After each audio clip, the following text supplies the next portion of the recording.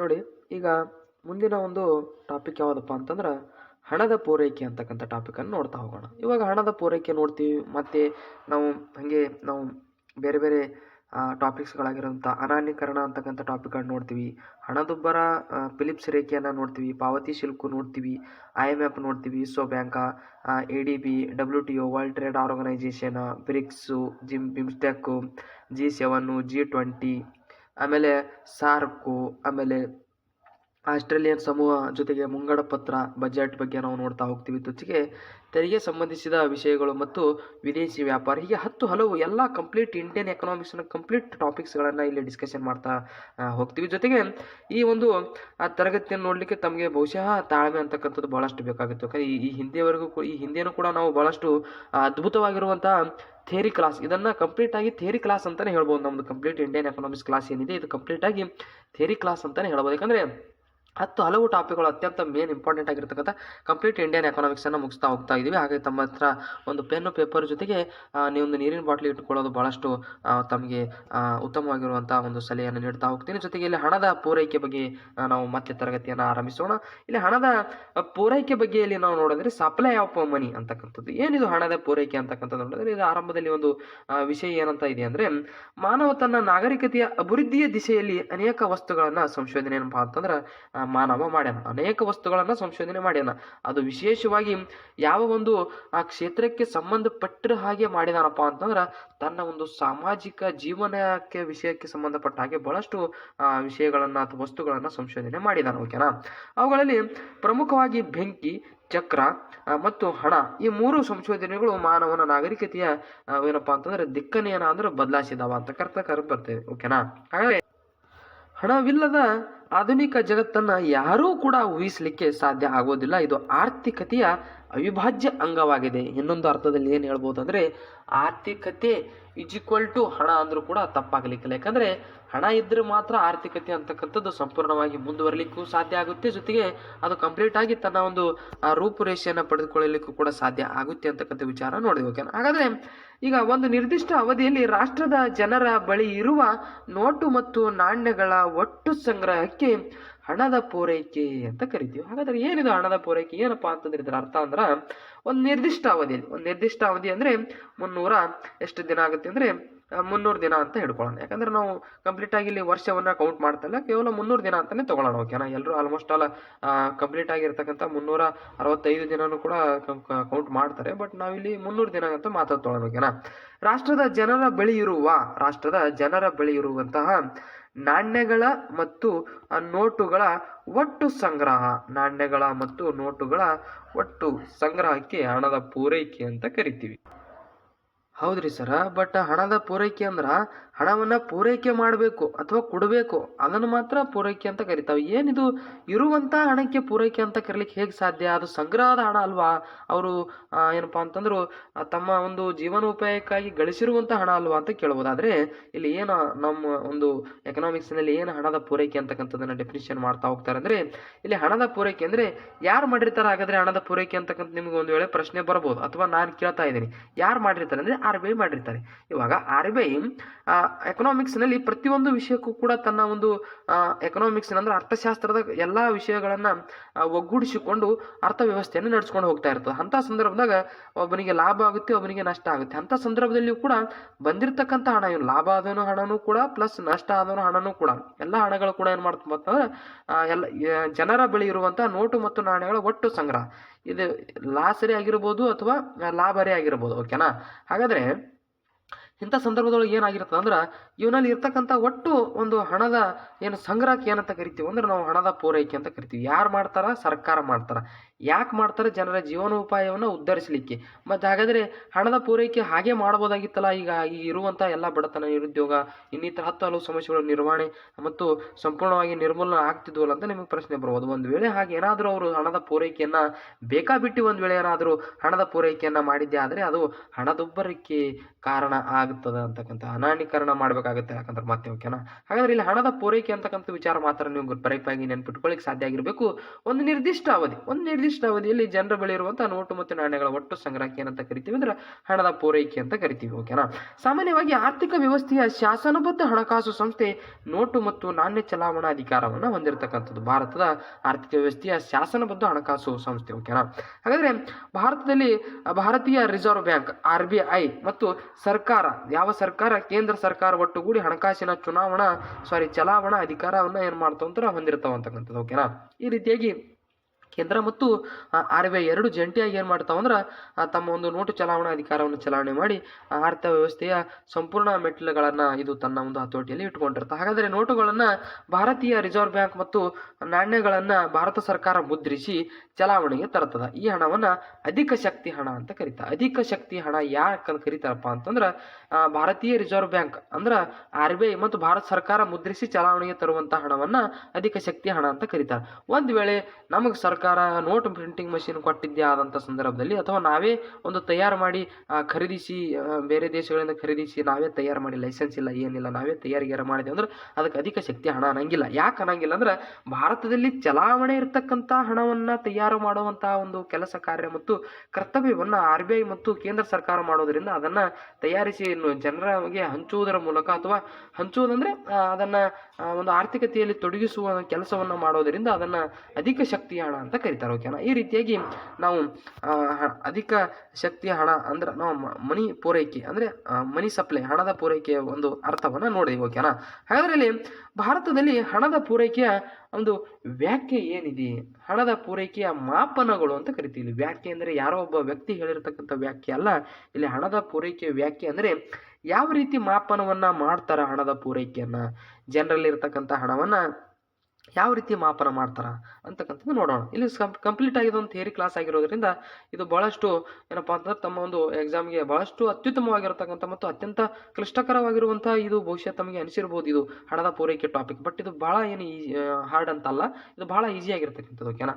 ಏನಿದು ಹಾಗಿದೆ ಅಂದರೆ ಏಪ್ರಿಲ್ 1977 ರಿಂದ ಭಾರತೀಯ ರಿಸರ್ವ್ ಬ್ಯಾಂಕು ಹಣದ ಪೂರೈಕೆಯ 4 ಪ್ರಕಾರದ ಪರಿಕಲ್ಪನೆಗಳನ್ನು ಅಳವಡಿಸಿದೆ. ಅವು ಯಾವ್ಯಾವಪ್ಪ ಅಂತಂದ್ರೆ M1, M2, ಆಮೇಲೆ M3 ಮತ್ತು M4 ಅಂತಕ್ಕಂಥ ಪ್ರಮುಖವಾಗಿರುವಂಥ 4 ಪರಿಕಲ್ಪನೆಗಳನ್ನು ಜಾರಿ. ಏನಿದು M1, M2, M3, M4 ಅಂತಕ್ಕಂಥದ್ದು ನೋಡೋಣ. ಓಕೆನಾ. ಭಾರತದಲ್ಲಿ ಯಾವ ಒಂದು ಹಣ ಚಾಲ್ತಿ ಇದೆ ಅಂದರೆ ರೂಪಾಯಿ ಅಂತಕ್ಕಂಥ ಒಂದು ಹಣದ ಒಂದು ಹೆಸರಿನ ಒಂದು ಐಕಾನ್ನ ಒಂದು ಚಾಲ್ತಿಯಲ್ಲಿದೆ. ಓಕೆನಾ. ಆ ರೂಪಾಯಿನ ಒಂದು ಚಿಹ್ನೆ ಯಾವುದಪ್ಪ ಅಂತಂದ್ರೆ ಹಿಂಗಿರುವಂಥ ಒಂದು ಚಿಹ್ನೆ ಏನಪ್ಪಾ ಅಂತಂದ್ರೆ ನಮ್ಮ ಒಂದು ಭಾರತೀಯ ರಿಸರ್ವ್ ಬ್ಯಾಂಕ್ನ ಒಂದು ಅಡಿಯಲ್ಲಿ ಈ ಒಂದು ರೂಪಾಯಿ ಚಿಹ್ನೆ ನಮ್ಮ ಭಾರತವನ್ನ ಪ್ರತಿನಿಧಿಸುವಂತ ಹಣ. ಹಾಗಾದ್ರೆ ಈ ಭಾರತೀಯ ರಿಸರ್ವ್ ಬ್ಯಾಂಕ್ನ ರೂಪಾಯಿ ಅಂತಕ್ಕಂಥ ಒಂದು ಮೌಲ್ಯ ಒಂದು ಚಿಹ್ನೆ ಏನಿದೆ ಇದನ್ನು ಯಾರು ಅಭಿವೃದ್ಧಿ ಪಡಿಸ್ತಾರಪ್ಪ ಅಂತಂದ್ರೆ ನಿಮ್ಗೆ ಗೊತ್ತಿರಬೇಕು. ಇದು ಎಕ್ಸ್ಟ್ರಾ ಒಂದು ವಿಷಯಗಳಪ್ಪ ಅಂತಂದ್ರೆ ಜುಲೈ ಎಷ್ಟಪ್ಪ ಅಂತಂದ್ರೆ ಜುಲೈ 15 2010ರಂದು ಯಾರು ಇದನ್ನ ಸಂಶೋಧನೆ ಮಾಡ್ತಾರಪ್ಪ ಅಂತಂದ್ರೆ ಅಸೋಸಿಯೇಟ್ ಪ್ರೊಫೆಸರ್ ಆಗಿರುವಂತ ಐಐಟಿ ಗುವಾಹಟಿಯ ಅಸೋಸಿಯೇಟ್ ಪ್ರೊಫೆಸರ್ ಆಗಿರುವಂತ ಡಿ ಉದಯ್ ಕುಮಾರ್ ಅವರು ಇದನ್ನ ಏನಪ್ಪಾ ಅಂತಂದ್ರೆ ಪರಿಚಯ ಮಾಡ್ತಾರೆ. ಡಿ ಉದಯ್ ಕುಮಾರ್ ಅವರು ಈ ಒಂದು ಚಿಹ್ನೆ ಇರತಕ್ಕಂಥ ಈ ಭಾರತೀಯ ರೂಪಿಯ ಚಿಹ್ನೆ ಅಂತಕ್ಕಂಥದ್ದನ್ನ ಇವ್ರು ಏನಪ್ಪಾ ಅಂತಂದ್ರೆ ಡಿಸ್ಕವರಿ ಮಾಡ್ತಾರೆ. ಭಾರತಕ್ಕೆ ಒಂದು ಚಿಹ್ನೆ ಇರಬೇಕು, ಚಿಹ್ನೆಯನ್ನ ಪ್ರತಿನಿಧಿಸುವಂತ ಒಂದು ರೂಪಿಯ ಚಿಹ್ನೆ ಇರಬೇಕು ಅಂತಕ್ಕಂಥ ವಿಚಾರ. ಅದಕ್ಕಿಂತ ಮುಂಚಿತವಾಗಿ 2010ಕ್ಕಿಂತ ಮುಂಚಿತವಾಗಿ ಭಾರತದ ಒಂದು ಐಕಾನ್, ರೂಪಿಯ ಐಕಾನ್ ಅನ್ನ ಬರೀ ರೂಪಾಯಿ ಅಂತ ಕರಿತಿದ್ರು. ಓಕೆನಾ. ಅದಕ್ಕೆ ಒಂದು ಚಿಹ್ನೆ ಅಂತ ಇದ್ದಿದ್ದಿಲ್ಲ. ಬಟ್ 2010 ಜುಲೈ 15ರಿಂದ ಅಧಿಕೃತವಾಗಿ ಈ ಒಂದು ಚಿಹ್ನೆಯನ್ನ ಭಾರತ ಸರ್ಕಾರದಲ್ಲಿ ಅಳವಡಿಕೆ ಮಾಡ್ತಾರ. ಯಾರಪ್ಪ ಅಂತಂದ್ರೆ ಉದಯ್ ಕುಮಾರ್ ಅಂತಕ್ಕಂಥವ್ರು ಐಐಟಿ ಗುವಾಹಟಿಯ ಅಸೋಸಿಯೇಟ್ ಪ್ರೊಫೆಸರ್ ಆಗಿರುವಂತ. ಹಾಗಾದ್ರೆ ಇಲ್ಲಿ ನಾವು ಹಣದ ಪೂರೈಕೆಯನ್ನ ವಿಚಾರವನ್ನ ಮಾಡುವಂತ ಸಂದರ್ಭದಲ್ಲಿ ಈ ರೂಪಿಯ ಒಂದು ವಿಚಾರ ನಮಗೆ ಗೊತ್ತಿರ್ಬೇಕು. ಹಾಗಾಗಿ ನಾನು ಈ ವಿಚಾರವನ್ನ ಹೇಳ್ತಾ ಇರ್ತಕ್ಕಂಥದ್ದು. ಇಲ್ಲಿ M1, M2, M3, M4 ಅಂತಕ್ಕಂಥ 4 ಪ್ರಮುಖ ಪರಿಕಲ್ಪನೆಗಳನ್ನ ಹಣದ ಪೂರೈಕೆ ವಿಚಾರದಲ್ಲಿ RBI ಒಂದು ಏನಪ್ಪಾ ಅಂತಂದ್ರೆ ಚಲಾವಣೆಗೆ ತರ್ತದ ಅಂತ ನೋಡ್ತೀವಿ. ಹಾಗಾದ್ರೆ ಏನಿದು M1, M2? ಇದು ಬಹಳ ಈಸಿ ಆಗಿರ್ತಕ್ಕಂಥದ್ದು. ಇಲ್ಲಿ ಮೀಸಲು ಹಣ ಅಂತಕ್ಕಂಥದ್ದನ್ನು ಕರಿತೀವಿ. ರಿಸರ್ವ್ ಮನಿ, ಇದಕ್ಕೆ M0 ಅಂತ ಕರೀತಾರೆ. ಓಕೆನಾ. ಇದು M0. ಓಕೆನಾ. ಪ್ರಸ್ತುತ ಚಲಾವಣೆಯಲ್ಲಿರುವ ನಗದು ಹಣ RBIನಲ್ಲಿ ವಾಣಿಜ್ಯ ಬ್ಯಾಂಕುಗಳು ಹೊಂದಿರುವ ಠೇವಣಿಗಳು ಮತ್ತು RBIನಲ್ಲಿರುವ ಇತರ ಠೇವಣಿಗಳನ್ನ ಮೀಸಲು ಹಣ ಅಂತ ಕರೀತಾರೆ. ಓಕೆನಾ. ಮೀಸಲು ಹಣ ಅಂದ್ರೆ ಏನಂದ್ರ ಈಗ ಚಲಾವಣೆಯಲ್ಲಿರುವಂತಹ ಈಗೇನು ನಾವು ನಗದು ಹಣ ಆಗಿರ್ಬೋದು ಅಥವಾ ಚಿಲ್ಲರೆ ಹಣ ಆಗಿರ್ಬೋದು, ಯಾವುದೇ ಒಂದು ಹಣ. ಈಗ ನಗದು ಹಣ RBIನಲ್ಲಿ ವಾಣಿಜ್ಯ ಬ್ಯಾಂಕುಗಳು ಹೊಂದಿರುವ RBIನಲ್ಲಿ ವಾಣಿಜ್ಯ ಬ್ಯಾಂಕುಗಳು ಹೊಂದಿರುವ ಠೇವಣಿಗಳು ಮತ್ತು RBIನಲ್ಲಿರುವ ಇತರ ಠೇವಣಿಗಳು, ಆ ಎಲ್ಲ ಠೇವಣಿಗಳಿಗೆ ನಾವು ಏನಂತ ಕರಿತೀವಪ್ಪ ಅಂತಂದ್ರೆ ಮೀಸಲು ಹಣ. ಮೀಸಲಾಗಿ ಇಟ್ಟಿರ್ತಕ್ಕಂಥ ಹಣ, ಅದು ತಮ್ಮ ಒಂದು ಅವಶ್ಯಕತೆ ತಕ್ಕ ಹಾಗೆ ಅದನ್ನು ತೆಗೆದುಕೊಂಡು ಬಳಸಲಿಕ್ಕೆ ಸಾಧ್ಯ ಆಗುವಂಥ ಹಣ, ಅದಕ್ಕೆ ಏನಂತ ಕರಿತಿದ್ರೆ M0 ಅಂದ್ರೆ ರಿಸರ್ವ್ ಮನಿ. ಅದನ್ನ ಭಾರತೀಯ ರಿಸರ್ವ್ ಬ್ಯಾಂಕು ಮತ್ತು ವಾಣಿಜ್ಯ ಬ್ಯಾಂಕುಗಳು ತಮ್ಮಲ್ಲಿ ಠೇವಣಿ ರೂಪದಲ್ಲಿ ಏನು ಇಟ್ಕೊಂಡಿರ್ತದಲ್ಲ ಆ ಹಣಕ್ಕೆ ಏನಂತ ಕರೀತಾರೆ ಅಂದ್ರೆ ಮೀಸಲು ಹಣ ಅಂತ ಕರೀತಾರೆ. ಓಕೆನಾ, ಇದು ವೆರಿ ಸಿಂಪಲ್ ಆಗಿ ಅರ್ಥ ಮಾಡ್ಕೋಬೇಕು. ಓಕೆನಾ, ಹಾಗಾದ್ರೆ ನಮ್ಮ ಒಂದು ಮುಂದಿನ ಒಂದು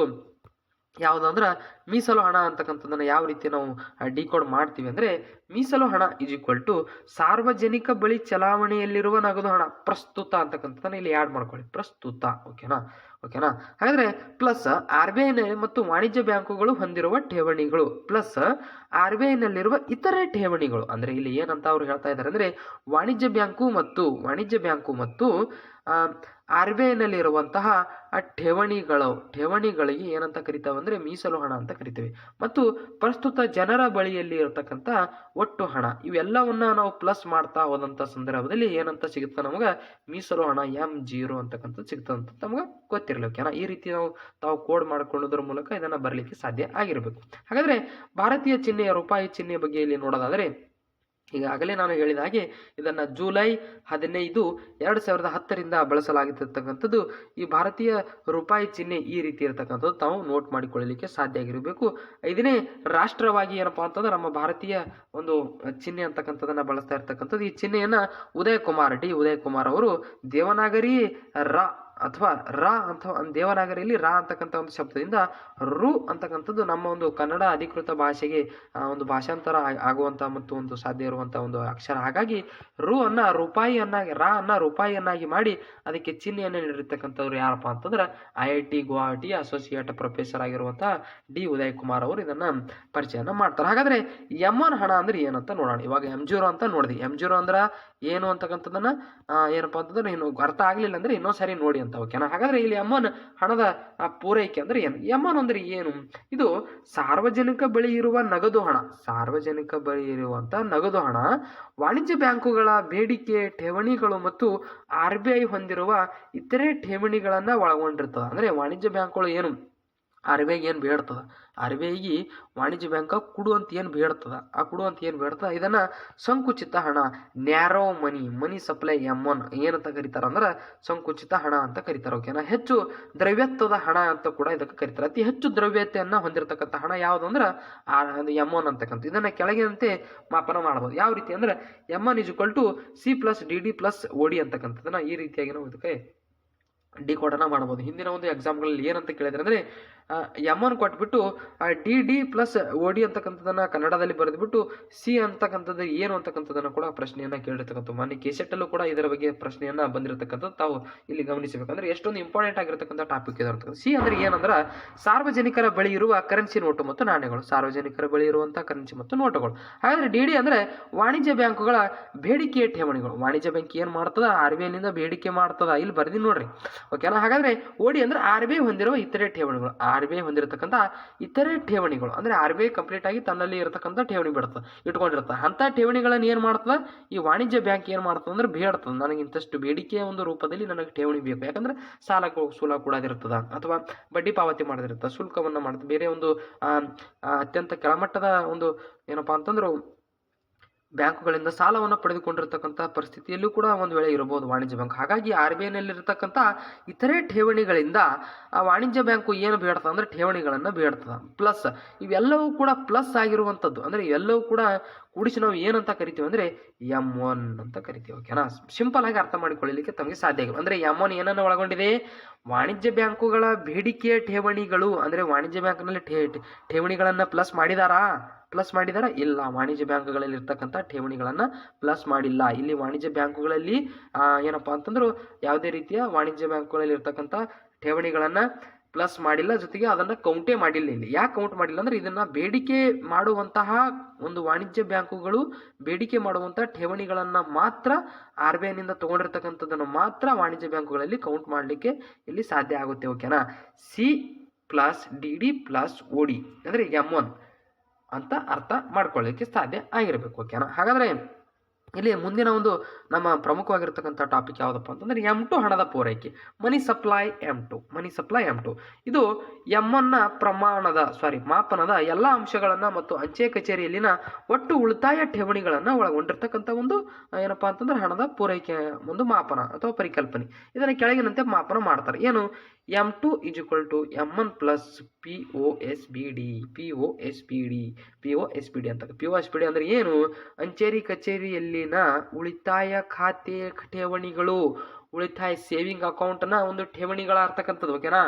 ಇಲ್ಲಿ ನಿಮಗೆ ಪ್ರಶ್ನೆ ಈ ರೀತಿನೂ ಕೇಳಬಹುದು. ಉಳಿತಾಯ ಠೇವಣಿ ಖಾತೆ ಒಂದು ಠೇವಣಿಗಳು ಯಾವ ಒಂದು ಹಣದ ಪೂರೈಕೆ ಪರಿಕಲ್ಪನೆಯಲ್ಲಿ ಬರಬಹುದು? M1, M2, M3, M4 4 ಆಪ್ಷನಲ್ಲಿ ಯಾವುದಕ್ಕೆ ಟಿಕ್ ಮಾಡ್ಲಿಕ್ಕೆ ಸಾಧ್ಯ ಆಗಿರ್ಬೇಕಂದ್ರೆ M2ಗೆ ಟಿಕ್ ಮಾಡ್ಲಿಕ್ಕೆ ಸಾಧ್ಯ ಆಗಿರ್ಬೇಕು.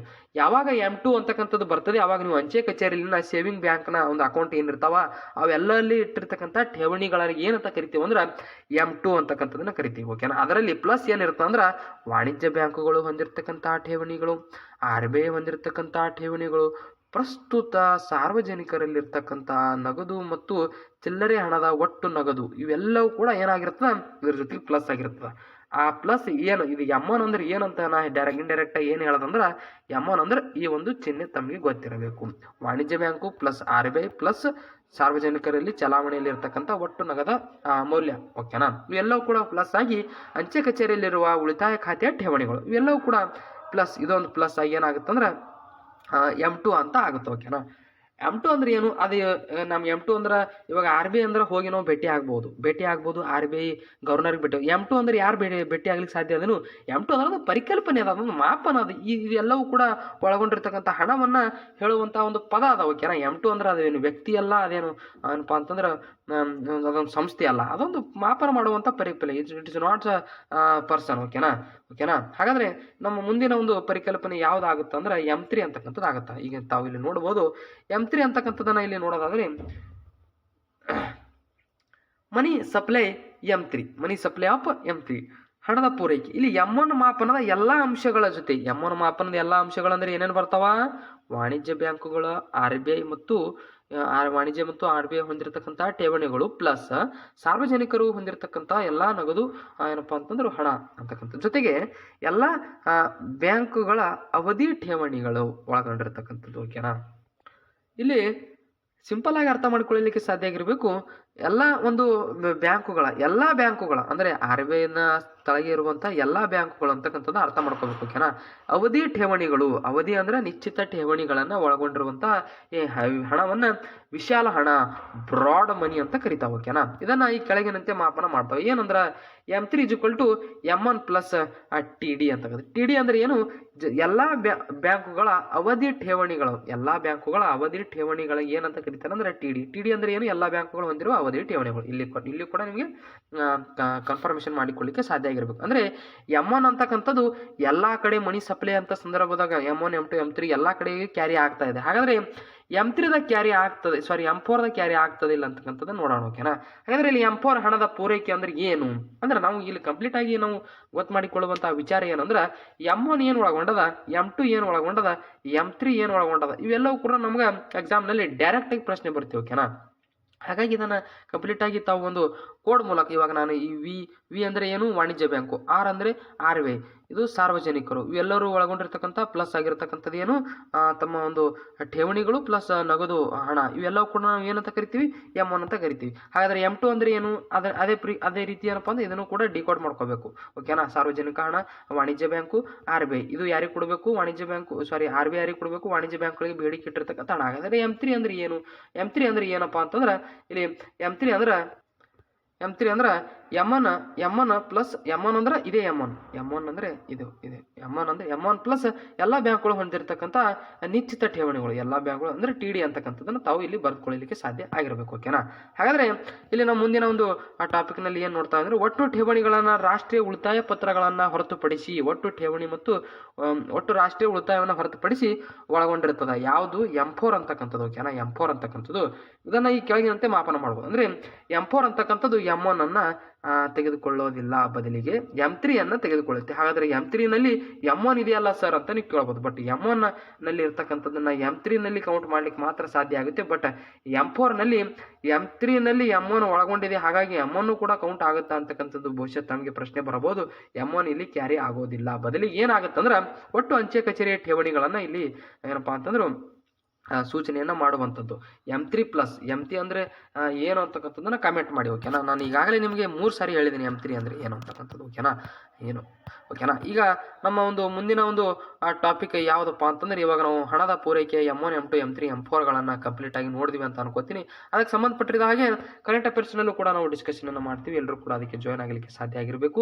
ಈಗ ನಾವು ಅನಾನೀಕರಣ ಡಿಮೊನಟೈಸೇಷನ್ ಅಂತಕ್ಕಂಥ ವಿಚಾರ ಬಗ್ಗೆ ನೋಡೋಣ. ಓಕೆನಾ, ಇನ್ನು ಮುಂದೆ ಹಲವು ಟಾಪಿಕ್ಗಳಿದಾವೆ. ಯಾವ್ಯಾವ ಇದಾವೆ ಅಂತಕ್ಕಂಥದ್ದು ನಾನು ಈಗಾಗಲೇ ಆರಂಭದಲ್ಲೇ ಹೇಳಿದ್ದೀನಿ. ಹಣದ ಪೂರೈಕೆ ಹೇಳುವಂಥ ಸಂದರ್ಭದಲ್ಲಿ ಓಕೆನಾ, ಹಣದುಬ್ಬರ, ಪಾವತಿ ಶುಲ್ಕ, IMF, ವಿಶ್ವ ಬ್ಯಾಂಕ್, EDB, WTO, ಬ್ರಿಕ್ಸ್, ಜಿಮ್ಸ್ಟಾಕ್, G7, G20, ಸಾರ್ಕ್, ಆಸ್ಟ್ರೇಲಿಯಾ ಸಮೂಹ, ಮುಂಗಡ ಪತ್ರ, ತೆರಿಗೆ ಸಮೂಹ ವಿಷಯಗಳು, ಆಮೇಲೆ ವಿದೇಶಿ ವ್ಯಾಪಾರ, ಹೀಗೆ ಇನ್ನೂ 10 ಎಕ್ಸಾಮ್ಗಳು ನಾನು ಇವಾಗ ಎಷ್ಟು ನನಗೆ ಪರ್ಫೆಕ್ಟ್ ಆಗಿರ್ತಕ್ಕಂಥ ಒಂದು ಟಾಪಿಕ್ಗಳು ಇರ್ತಾವೆ ಅಂತಕ್ಕಂಥದ್ದನ್ನು ಈಗಾಗಲೇ ಮುಂದಿನ ಒಂದು ಸ್ಲೈಡ್ಗಳಲ್ಲಿ ಅದನ್ನು ನೋಡ್ತಾ ಹೋಗೋಣ. ಇವಾಗ ನಾವು ಏನು ನೋಡ್ತಾ ಹೋಗ್ತೀವಿ ಅಂದರೆ, ಈಗ ಅನಾನೀಕರಣ ಅಂದರೆ ಡಿಮೊನಟೈಸೇಷನ್ ಅಂತಕ್ಕಂಥ ವಿಚಾರ ಬಗ್ಗೆ ನೋಡೋಣ. ಏನಿದು ಅನಾನೀಕರಣ? ಹಾಗಾದರೆ ಅನಾನೀಕರಣವನ್ನು ನಾವು ಏನಾದರೂ 2020 ಮುಂಚಿತವಾಗಿ ಅಥವಾ 20 ನಂತರ ಏನಾದರೂ ಮಾಡಿದೆವಾ ನಮ್ಮ ಒಂದು ಸರ್ಕಾರದಲ್ಲಿ ಅಂತಕ್ಕಂಥದ್ದನ್ನು ನೋಡ್ತಾ ಹೋಗೋಣ. ಡಿಮೊನಟೈಸೇಷನ್ ಅಂತಕ್ಕಂಥ ಬಹಳ ಸರಳವಾಗಿರ್ತಕ್ಕಂಥ ಒಂದು ಟಾಪಿಕ್. ಓಕೆನಾ, ಕಂಪ್ಲೀಟ್ ಆಗಿರ್ತಕ್ಕಂಥ ಒಂದು ಥಿಯರಿ ಕ್ಲಾಸ್ ತಮಗೆ ಅರ್ಥ ಆಗ್ತಾ ಇದ್ದಾರೆ, ನಾನು ಲೈಕ್ ಸಬ್ಸ್ಕ್ರೈಬ್ ಮಾಡಿ ಅಂತ ಹೇಳಿದ್ರೆ ದಯವಿಟ್ಟು ಒಂದು ಶೇರ್ ಮಾಡಿ. ಓಕೆನಾ, ತಮಗೆ ಇದು ಅನುಕೂಲ ಆಗುವಂಥ ಒಬ್ಬ ಫ್ರೆಂಡ್ಸ್ಗಳಿಗೆ ಶೇರ್ ಮಾಡಿ ಅಂತ ಹೇಳ್ತಾ, ಇಲ್ಲಿ ಭಾರತ ಸರ್ಕಾರವು ನವೆಂಬರ್ 8, 2016 ಅಧಿಕ ಮುಖಬೆಲೆಯ ನೋಟುಗಳನ್ನು ಚಲಾವಣೆಯಿಂದ ಹಿಂಪಡೆದ ಐತಿಹಾಸಿಕ ತೀರ್ಮಾನವನ್ನು ಘೋಷಿಸ್ತದೆ. ಯಾಕೆ ಹಿಂಗೆ ಮಾಡ್ತಾವ? ಅನಾನೀಕರಣ ಯಾಕೆ ಮಾಡ್ತಾರ? ಡಿಮೊನಟೈಸೇಷನ್ ಯಾಕೆ ಮಾಡ್ತಾರ? ಅಧಿಕ ಮುಖಬೆಲೆಯ ನೋಟುಗಳನ್ನು ಯಾಕೆ ರದ್ದುಪಡಿಸ್ತಾರ? ಇವು ಏನಪ್ಪಾ ಅಂತಂದ್ರೆ ಆರ್ಥಿಕತೆಯಲ್ಲಿ ಚಲಾವಣೆಗೆ ಅನರ್ಹವಾಗಿರುವಂತಹ ನೋಟುಗಳಂತ ಯಾಕೆ ಹೇಳ್ತಾರ ಅಂತಕ್ಕಂಥ ನಾನು ಮುಂದೆ ನಿಮಗೆ ಹೇಳ್ತಾ ಹೋಗ್ತೀನಿ. ಓಕೆನಾ, ಆ ಮೂಲಕ ಚಲಾವಣೆಯಲ್ಲಿದ್ದ 500 ಮತ್ತು 1000 ರೂಪಾಯಿ ನೋಟುಗಳು ಚಲಾವಣೆ ರದ್ದಾಗಿರುವಂಥ ಒಂದು ಸಂದರ್ಭದಲ್ಲಿ ಏನೆಲ್ಲ ತೊಂದರೆಗಳು ಆಗ್ತಾವ ಅಂತಕ್ಕಂಥ ತಮ್ಗೆ ಈಗಾಗಲೇ ಗೊತ್ತಿರುವಂಥ ವಿಚಾರ. ಯಾಕಂದರೆ ಈ ಕ್ಲಾಸ್ ಕೇಳುವಂಥ ಬಹುತೇಕ ಎಲ್ಲರೂ ಕೂಡ ಅನಾನೀಕರಣ ಡಿಮೊನಟೈಸೇಷನ್ ಒಂದು ಪರಿಸ್ಥಿತಿಯನ್ನು ಅನುಭವಿಸಿರುವಂತಹ ವ್ಯಕ್ತಿಗಳೇ ಇದ್ದೀರಿ ಅಂತ ನಾನು ಭಾವಿಸ್ತೀನಿ. ಯಾಕಂದರೆ ಇತ್ತೀಚೆಗೆ ಕೂಡ ಒಂದು ಡಿಮೊನಟೈಸೇಷನ್ ಘೋಷಣೆಯನ್ನು ಮಾಡಲಾಗಿತ್ತು. ಓಕೆನಾ, ಯಾವ ಇಸ್ವಿಲಿ ಅಂತಕ್ಕಂಥದ್ದನ್ನು ಕಮೆಂಟ್ ಮಾಡಿ.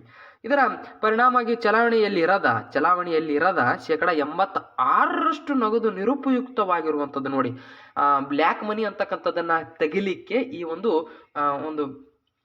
ಅಧಿಕ ಮುಖಬೆಲೆಯ ನೋಟುಗಳನ್ನು ಕಡಿಮೆ ಮಾಡುವ ಒಂದು ಉದ್ದೇಶದಿಂದ ಇವರು ಏನು ಮಾಡ್ತಾರೆ ಅಂದ್ರೆ ಅನಾನೀಕರಣ ಅಂತಕ್ಕಂಥದ್ದನ್ನು ಸರ್ಕಾರ ಕೈಗೊಳ್ಳುತ್ತೆ. 86% ನೋಡಿ, ದೇಶದ ಬಡರ್ ಜನರಲ್ಲಿ ಅಂತೂ ಈ ಒಂದು 86% ಅಂತೂ ಹಣ ಇರೋದಿಲ್ಲ. ಇದು ಬಹಳಷ್ಟು ಶ್ರೀಮಂತರಿರುವಂಥ ವ್ಯಕ್ತಿಗಳ ಹತ್ರನೇ ಈ 86% ನಿರುಪಯುಕ್ತ ಬ್ಲ್ಯಾಕ್ ಮನಿ, ಅತ್ಯಂತ ಅಡ್ಡದಾರಿಯಲ್ಲಿ ಸಂಪಾದಿಸಿರುವಂಥ ಹಣ ಆಗಿರುವಂಥದ್ದು. ಈ ನೋಟುಗಳನ್ನು ಬ್ಯಾಂಕ್ಗಳಲ್ಲಿ ಠೇವಣಿ ಇಡಲು ಮತ್ತು ಏನಪ್ಪಾ ಅಂತಂದ್ರೆ ಹೊಸ ನೋಟುಗಳಿಗೆ ಪರಿವರ್ತಿಸಲು ಡಿಸೆಂಬರ್ 30 ಅವಕಾಶವನ್ನು ನೀಡಲಾಯಿತು. ಸಾರಿ, ಇಲ್ಲಿ ಏನಾಗಬೇಕಾಗಿತ್ತು ಅಂದರೆ 86% ಅಂದರೆ ಇಲ್ಲಿ ನಾನು ಏನು ಹೇಳಬೇಕಾಗಿತ್ತಂದರೆ 14% ಏನು ನಾವು ಹಣವನ್ನು ನೋಡ್ತೀವಿ, ಇದು ಅಡ್ಡದಾರಿಯಲ್ಲಿ ಸಂಪಾದಿಸಿದ್ದು. ಬಟ್ 86% ಏನಿದೆ ಇದು ಚಲಾವಣೆಯಲ್ಲಿ ಇರ್ತಕ್ಕಂಥ ಹಣ. ಸಾರಿ, ಕ್ಷಮೆ ಇರಲಿ.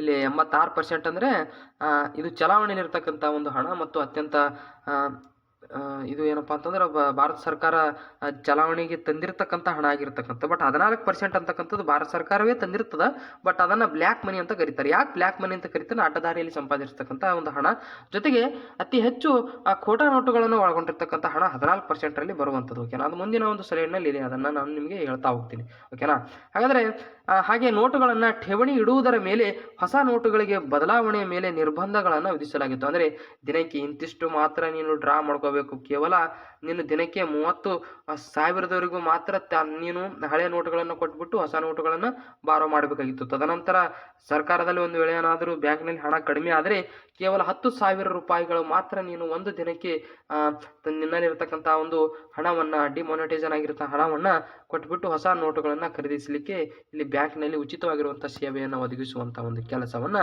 ಇಲ್ಲಿ ಏನಪ್ಪಾ ಅಂತಂದ್ರೆ ನಿರ್ಬಂಧಗಳನ್ನು ಹೇರಿಬಿಟ್ಟಿರ್ತಾರೆ. ಓಕೆನಾ, ಹಾಗಾದರೆ ಅನಾನೀಕರಣದ ಉದ್ದೇಶ ಏನು? ಅಬ್ಜೆಕ್ಟಿವ್ಸ್ ಆಫ್ ಡಿಮೊನಟೈಸೇಷನ್ ಅಂತಕ್ಕಂಥದ್ದು ನೋಡೋದಾದರೆ ಸರ್ಕಾರವು ಪ್ರಮುಖವಾಗಿ ಅನಾನ್ಯೀಕರಣದ ಹಿಂದೆ ಪ್ರಮುಖವಾಗಿ 4 ಉದ್ದೇಶಗಳನ್ನು ಹೊಂದಿರುತ್ತದೆ. ಏನದು 4 ಉದ್ದೇಶ? ಭ್ರಷ್ಟಾಚಾರವನ್ನು ನಿಗ್ರಹಿಸುವುದು, ಜೊತೆಗೆ ನಕಲಿ ನೋಟುಗಳ ಹಾವಳಿಗಳನ್ನು ತಡೆಗಟ್ಟುವುದು, ಭಯೋತ್ಪಾದನೆಯ ಉದ್ದೇಶ ಅಧಿಕ ಮೌಲ್ಯದ ನೋಟುಗಳನ್ನು ಬಳಕೆಯಾಗುವುದನ್ನು ತಪ್ಪಿಸುವುದು. ಅಂದರೆ ಈ ಎಲ್ಲ ಒಂದು ಉದ್ದೇಶ ಎದ್ರಾಗ ಬರ್ತಾವ ಅಂದ್ರೆ 14% ಹಣ ಅಂತ ಏನು ಹೇಳೋದು ನೋಡು ಅದ್ರಾಗ ಬರ್ತದೆ ಅಂತಕ್ಕಂಥದ್ದು. ಓಕೆನಾ? ಹಾಗಾದರೆ ಇಲ್ಲಿ ನೋಟುಗಳ ಒಂದು ಅನಾನ್ಯೀಕರಣದ ಮುನ್ನವೇ ಈ ರೀತಿಯ ಕಾನೂನು ಬಾಹಿರ ಚಟುವಟಿಕೆಗಳನ್ನು ನಿಯಂತ್ರಿಸಲು ಈ ಮುನ್ನ ಹಲವಾರು ಕ್ರಮಗಳನ್ನು ಕೈಗೊಳ್ಳಲಾಯಿತು. ಅಂತ ಪ್ರಮುಖ ಕ್ರಮಗಳು ಏನಂತ ಅಂತಂದ್ರೆ 2014ರ ಮುಂಗಡ ಪತ್ರದಲ್ಲಿ ಆ ತನಿಖಾ ತಂಡವನ್ನು ರಚಿಸಲಾಯಿತು. 2014ರಲ್ಲಿ ತನಿಖಾ ತಂಡವನ್ನು ರಚನೆ ಮಾಡ್ತಾರೆ. ಅಂದರೆ ಭಾರತದಲ್ಲಿರ್ತಕ್ಕಂಥ ಕಪ್ಪು ಹಣದ ಶೇಕಡ ಎಷ್ಟು, ಜೊತೆಗೆ ಭ್ರಷ್ಟಾಚಾರದ ಮೂಲಕ ಗಳಿಸಿರುವಂತಹ ಹಣದ ಜನರ ಒಂದು ಸಂಖ್ಯೆ ಎಷ್ಟು, ಎಲ್ಲವನ್ನ ಒಂದು ನಿಗದಿ ಮಾಡುವಂಥ ಒಂದು ತಂಡವನ್ನು ಮಾಡ್ತಾರೆ. ಜೊತೆಗೆ ಕಪ್ಪು ಹಣ ಮತ್ತು ತೆರಿಗೆ ಕಾಯ್ದೆ ಟ್ಯಾಕ್ಸ್ ಒಂದು ಆ್ಯಕ್ಟ್ ಮೂಲ 2015ನಲ್ಲಿ ಇದನ್ನು ಕೂಡ ಒಂದು ಜಾರಿಗೆ ತರುವಂಥದ್ದು. ಜೊತೆಗೆ ಬೇನಾಮಿ ವ್ಯವಹಾರ ನಿಯಂತ್ರಣ ಕಾಯ್ದೆ, ಇದಂತೂ ಬಹಳಷ್ಟು ಪ್ರಶ್ನೆ ಬಂದಿದೆ. ಇದು ಬೇನಾಮಿ ವ್ಯವಹಾರಕ್ಕೆ ಸಂಬಂಧಪಟ್ಟ ಹಾಗೆ ಒಂದು ಪ್ರಶ್ನೆ ಬಂದಿದೆ. ಓಕೆನಾ? ಇನ್ನು ಮಾರಿಷಸ್, ಪ್ರೆಫರಸ್ ಮತ್ತು ಸಿಂಗಾಪುರಗಳೊಂದಿಗೆ ಮಾಹಿತಿ ವಿನಿಮಯ ಒಪ್ಪಂದ. ಸಿಂಗಾಪುರಕ್ಕೆ ಯಾಕೆ ಮಾಹಿತಿ ಒಪ್ಪಂದ ಆಗ್ತದಂದ್ರೆ ಅಲ್ಲಿರುವಂತಹ ಒಂದು ಡಿಮಾನಿಟೈಸೇಷನ್ಗೆ ಸಂಬಂಧಪಟ್ಟಿರ್ತಕ್ಕಂಥ ಕಠಿಣ ನಿರ್ಧಾರಗಳನ್ನು ಕೂಡ ನಮ್ಮ ಒಂದು ಭಾರತ ಸರ್ಕಾರದಲ್ಲಿ ಒಂದು ಚಾಲ್ತಿಗೆ ತಂದಿರತಕ್ಕಂಥದ್ದು ಗೊತ್ತಿಲ್ಲ. ಇನ್ನು ಅನಾನ್ಯೀಕರಣದ ಇತಿಹಾಸದ ಬಗ್ಗೆ ನೋಡೋದಾದ್ರೆ ಯಾವಾಗ ಅನಾನ್ಯೀಕರಣ ಆಗ್ಯದ, ಎಷ್ಟೆಷ್ಟು ಮುಖಬಲೆಯ ನೋಟುಗಳನ್ನು ಇಲ್ಲಿ ಅನಾನ್ಯೀಕರಣ ಮಾಡಿದಾರ ಅಂತಕ್ಕಂಥದ್ದು 1946ರಲ್ಲಿ ಮೊದಲ ಬಾರಿಗೆ 1000 ಮತ್ತು 10,000 ಮುಖಬೆಲೆಯ ನೋಟುಗಳನ್ನು ಅನಾನ್ಯೀಕರಣಗೊಳಿಸಲಾಗಿದೆ. ಅಂದ್ರೆ ಡಿಮಾನಿಟೈಸೇಷನ್ ಮಾಡ್ಯಾರ, ಈ ರದ್ದು ಮಾಡ್ಯಾರ ಅಂತ ಅರ್ಥ. ಓಕೆನಾ? 1954ರಲ್ಲಿ 1000, ಆಮೇಲೆ 5000, ಜೊತೆಗೆ 10,000 ಮೌಲ್ಯದ ನೋಟುಗಳನ್ನು ಕೂಡ ಮತ್ತೆ ಜಾರಿಗೆ ತರಲಾಯಿತು ಅಂತಕ್ಕಂಥದ್ದು 1954ರಲ್ಲಿ. ಅಂದ್ರೆ ಡಿಮಾನಿಟೈಸೇಷನ್ ಮಾಡಿದ್ರು ಅಂತ ಅರ್ಥ. ಓಕೆನಾ? ಆ ಸಂದರ್ಭದಲ್ಲೂ ಕೂಡ. ಆಮೇಲೆ 1978ರಲ್ಲಿ 5,000 ಮತ್ತು 10,000 ಮುಖಬೆಲೆಯ ನೋಟುಗಳನ್ನು ಮತ್ತೆ ಅನಾನ್ಯೀಕರಣಗೊಳಿಸ್ತಾರೆ. 5,000 ಮತ್ತು ಈ 10,000 ನೋಟದ ಮುಖಬೆಲೆಗಳನ್ನು ಅನಾನ್ಯೀಕರಣ ಮಾಡ್ತಾರೆ. ಜೊತೆಗೆ 2016 ನವೆಂಬರ್ 8ರಂದು 500 ಮತ್ತು 1000 ನೋಟುಗಳ ಮುಖಬೆಲೆಯ ನೋಟುಗಳನ್ನು ವರ್ಗಾವಣೆ ಅನಾನ್ಯೀಕರಣ ಮಾಡ್ತಾರ. ಆ ಸಂದರ್ಭದಲ್ಲಿ ಭಾರತ ಪ್ರಧಾನಮಂತ್ರಿ ಮತ್ತು ಭಾರತದ ರಾಷ್ಟ್ರಪತಿ ಯಾರಿದ್ದರು ಅಂತಕ್ಕಂಥದ್ದನ್ನ ಕಮೆಂಟ್ ಮೂಲಕ ಕಮೆಂಟ್ ಮಾಡಿ. ಓಕೆನಾ? ಹಾಗಾದ್ರೆ ನಮ್ಮ ಒಂದು ಅನಾನ್ಯೀಕರಣದ ಪರಿಣಾಮಗಳು ಏನಾಗ್ತಾವ ಅಂತಕ್ಕಂಥ ನೋಡಿ. ಈಗ ಅನಾನ್ಯೀಕರಣ ಅಂದ್ರೆ ಏನಂತ ನೋಡಿದ್ವಿ, ಅನಾನ್ಯೀಕರಣದ ಉದ್ದೇಶ ನೋಡಿದ್ವಿ, ಅನಾನ್ಯೀಕರಣದ ಇತಿಹಾಸವನ್ನ ನೋಡಿದ್ವಿ. ಇವಾಗ ಅನಾನ್ಯೀಕರಣದ ಪರಿಣಾಮಗಳು ಅಂತಕ್ಕಂಥದ್ದನ್ನ ನೋಡೋಣ. ಓಕೆ ಅದರ ಹಾಗಾದ್ರೆ ಅನಾನ್ಯೀಕರಣದ ಪರಿಣಾಮ ಅಂದ್ರೆ ಅನಾನ್ಯೀಕರಣದ ಪರಿಣಾಮಗಳನ್ನ ಅಲ್ಪಾವಧಿ ಮತ್ತು ದೀರ್ಘಾವಧಿ ಪರಿಣಾಮಗಳೆಂದು ವಿಶ್ಲೇಷಿಸುತ್ತಾರೆ. ಯಾಕಂದ್ರೆ ಅನಾನ್ಯೀಕರಣ ಆದಂತ ಸಂದರ್ಭದಲ್ಲಿ ತತ್ಕ್ಷಣವಾಗಿ ಎಲ್ಲರೂ ಕೂಡ ಅದನ್ನು ಅರಗಿಸಿಕೊಳ್ಳಲಿಕ್ಕೆ ಸಾಧ್ಯ ಆಗೋದಿಲ್ಲ. ಅದರಲ್ಲೂ ಒಂದು ಮಾರುಕಟ್ಟೆ ಅಂತಕ್ಕಂಥ ಒಂದು ವಿಚಾರ ಬಂದಂಥ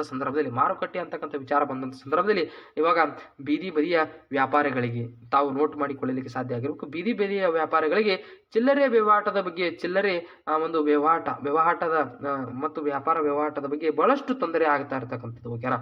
ಜೊತೆಗೆ ಮನಿ ಮಾರ್ಕೆಟ್ ಅಂದ್ರೆ ಜನರಲ್ಲಿ ಇರ್ತಕ್ಕಂಥ ಹಣವನ್ನು ಯಾವ ರೀತಿ ಖರ್ಚು ಮಾಡಬೇಕು ಅಂತಕ್ಕಂಥದ್ದು ಚಿಲ್ಲರೆ ಒಂದು ಬಹಳಷ್ಟು ಅತಿ ದೊಡ್ಡ ಸಮಸ್ಯೆ ಉಂಟಾಗುವಂಥದ್ದು. ಜೊತೆಗೆ ಸಾರಿಗೆ ವ್ಯವಸ್ಥೆಗೆ ಬಹಳಷ್ಟು ಪೆಟ್ಟು ಬೀಳುವಂತಹ ಒಂದು ಸಂದರ್ಭ ಪರಿಸ್ಥಿತಿಯು ಕೂಡ ಬಂದಿರುವಂತಹ ಒಂದು ಪರಿಣಾಮ ಆಗ್ಬೋದು. ಜೊತೆಗೆ ಅದೇ ರೀತಿ ನಮ್ಮೊಂದು ಚಿಲ್ಲರೆ ವ್ಯವಹಾರದ ಜೊತೆಗೆ ಹಣವನ್ನ ವಿನಿಮಯ ಮಾಡಿಕೊಳ್ಳುವುದು ಅಥವಾ ಠೇವಣಿ ಇಡುವಂತಹ ಒಂದು ಸಂದರ್ಭದಲ್ಲಿ ಕೂಡ ದೊಡ್ಡ ಒಂದು ಸಮಸ್ಯೆ ಉಂಟಾಗುವಂತಹ ಒಂದು ಪರಿಸ್ಥಿತಿ. ಜೊತೆಗೆ ತಮ್ಮ ಹಣವನ್ನೇ ತಾವೇ ಏನಪ್ಪಾ ಅಂತಂದ್ರೆ ಡ್ರಾ ಮಾಡಿಕೊಳ್ಳಲಿಕ್ಕೆ, ಒಂದು ತೆಗೆದುಕೊಳ್ಳಲಿಕ್ಕೆ ಬ್ಯಾಂಕ್ನವರ ಎಲ್ಲಾ ನಿಯಮಗಳನ್ನ ಪಾಲನೆ ಮಾಡುವಂತ ಪರಿಸ್ಥಿತಿ ಬಂತು. ಅದೇ ಒಂದು ವೇಳೆ ಡಿಮಾನಿಟೈಸೇಷನ್ ಆಗಿಂದೇ ಇರುವಂತಹ ಸಂದರ್ಭದಲ್ಲಿ ದಿನಕ್ಕೆ 50,000 ರೂಪಾಯಿ ಆದರೂ ಅವರು ಡ್ರಾ ಮಾಡಿಕೊಳ್ಳುವಂತಹ ಒಂದು ಕೆಪಾಬಿಲಿಟಿ ಹೊಂದಿರತಕ್ಕಂಥ ಬ್ಯಾಂಕ್ ಇರ್ತಿತ್ತು ಮತ್ತು ಅವಕಾಶ ಕೂಡ ಇರ್ತಿತ್ತು. ಬಟ್ ಸರ್ಕಾರದ ಅತಿ ಕಟ್ಟುಬದ್ಧ ನಿಯಂತ್ರಣಗಳಿಂದ ಆ ಒಂದು ಸಂದರ್ಭದಲ್ಲಿ ಬ್ಯಾಂಕಿನ ವಹಿವಾಟಿನಲ್ಲಿ ಕೂಡ ಅತ್ಯಂತ ಕೆಳಮಟ್ಟದ ಬೆಳವಣಿಗೆಯನ್ನು ಕೂಡ ನಾವು ನೋಡಬಹುದು. ಈ ರೀತಿಯಾಗಿ ಅನಾನ್ಯೀಕರಣದ ಹಲವು ಪರಿಣಾಮಗಳು ಕೂಡ ನಾವು ನೋಡ್ತಾ ಹೋಗ್ತೀವಿ. ಹಾಗಾದ್ರೆ ನಮ್ಮ ಒಂದು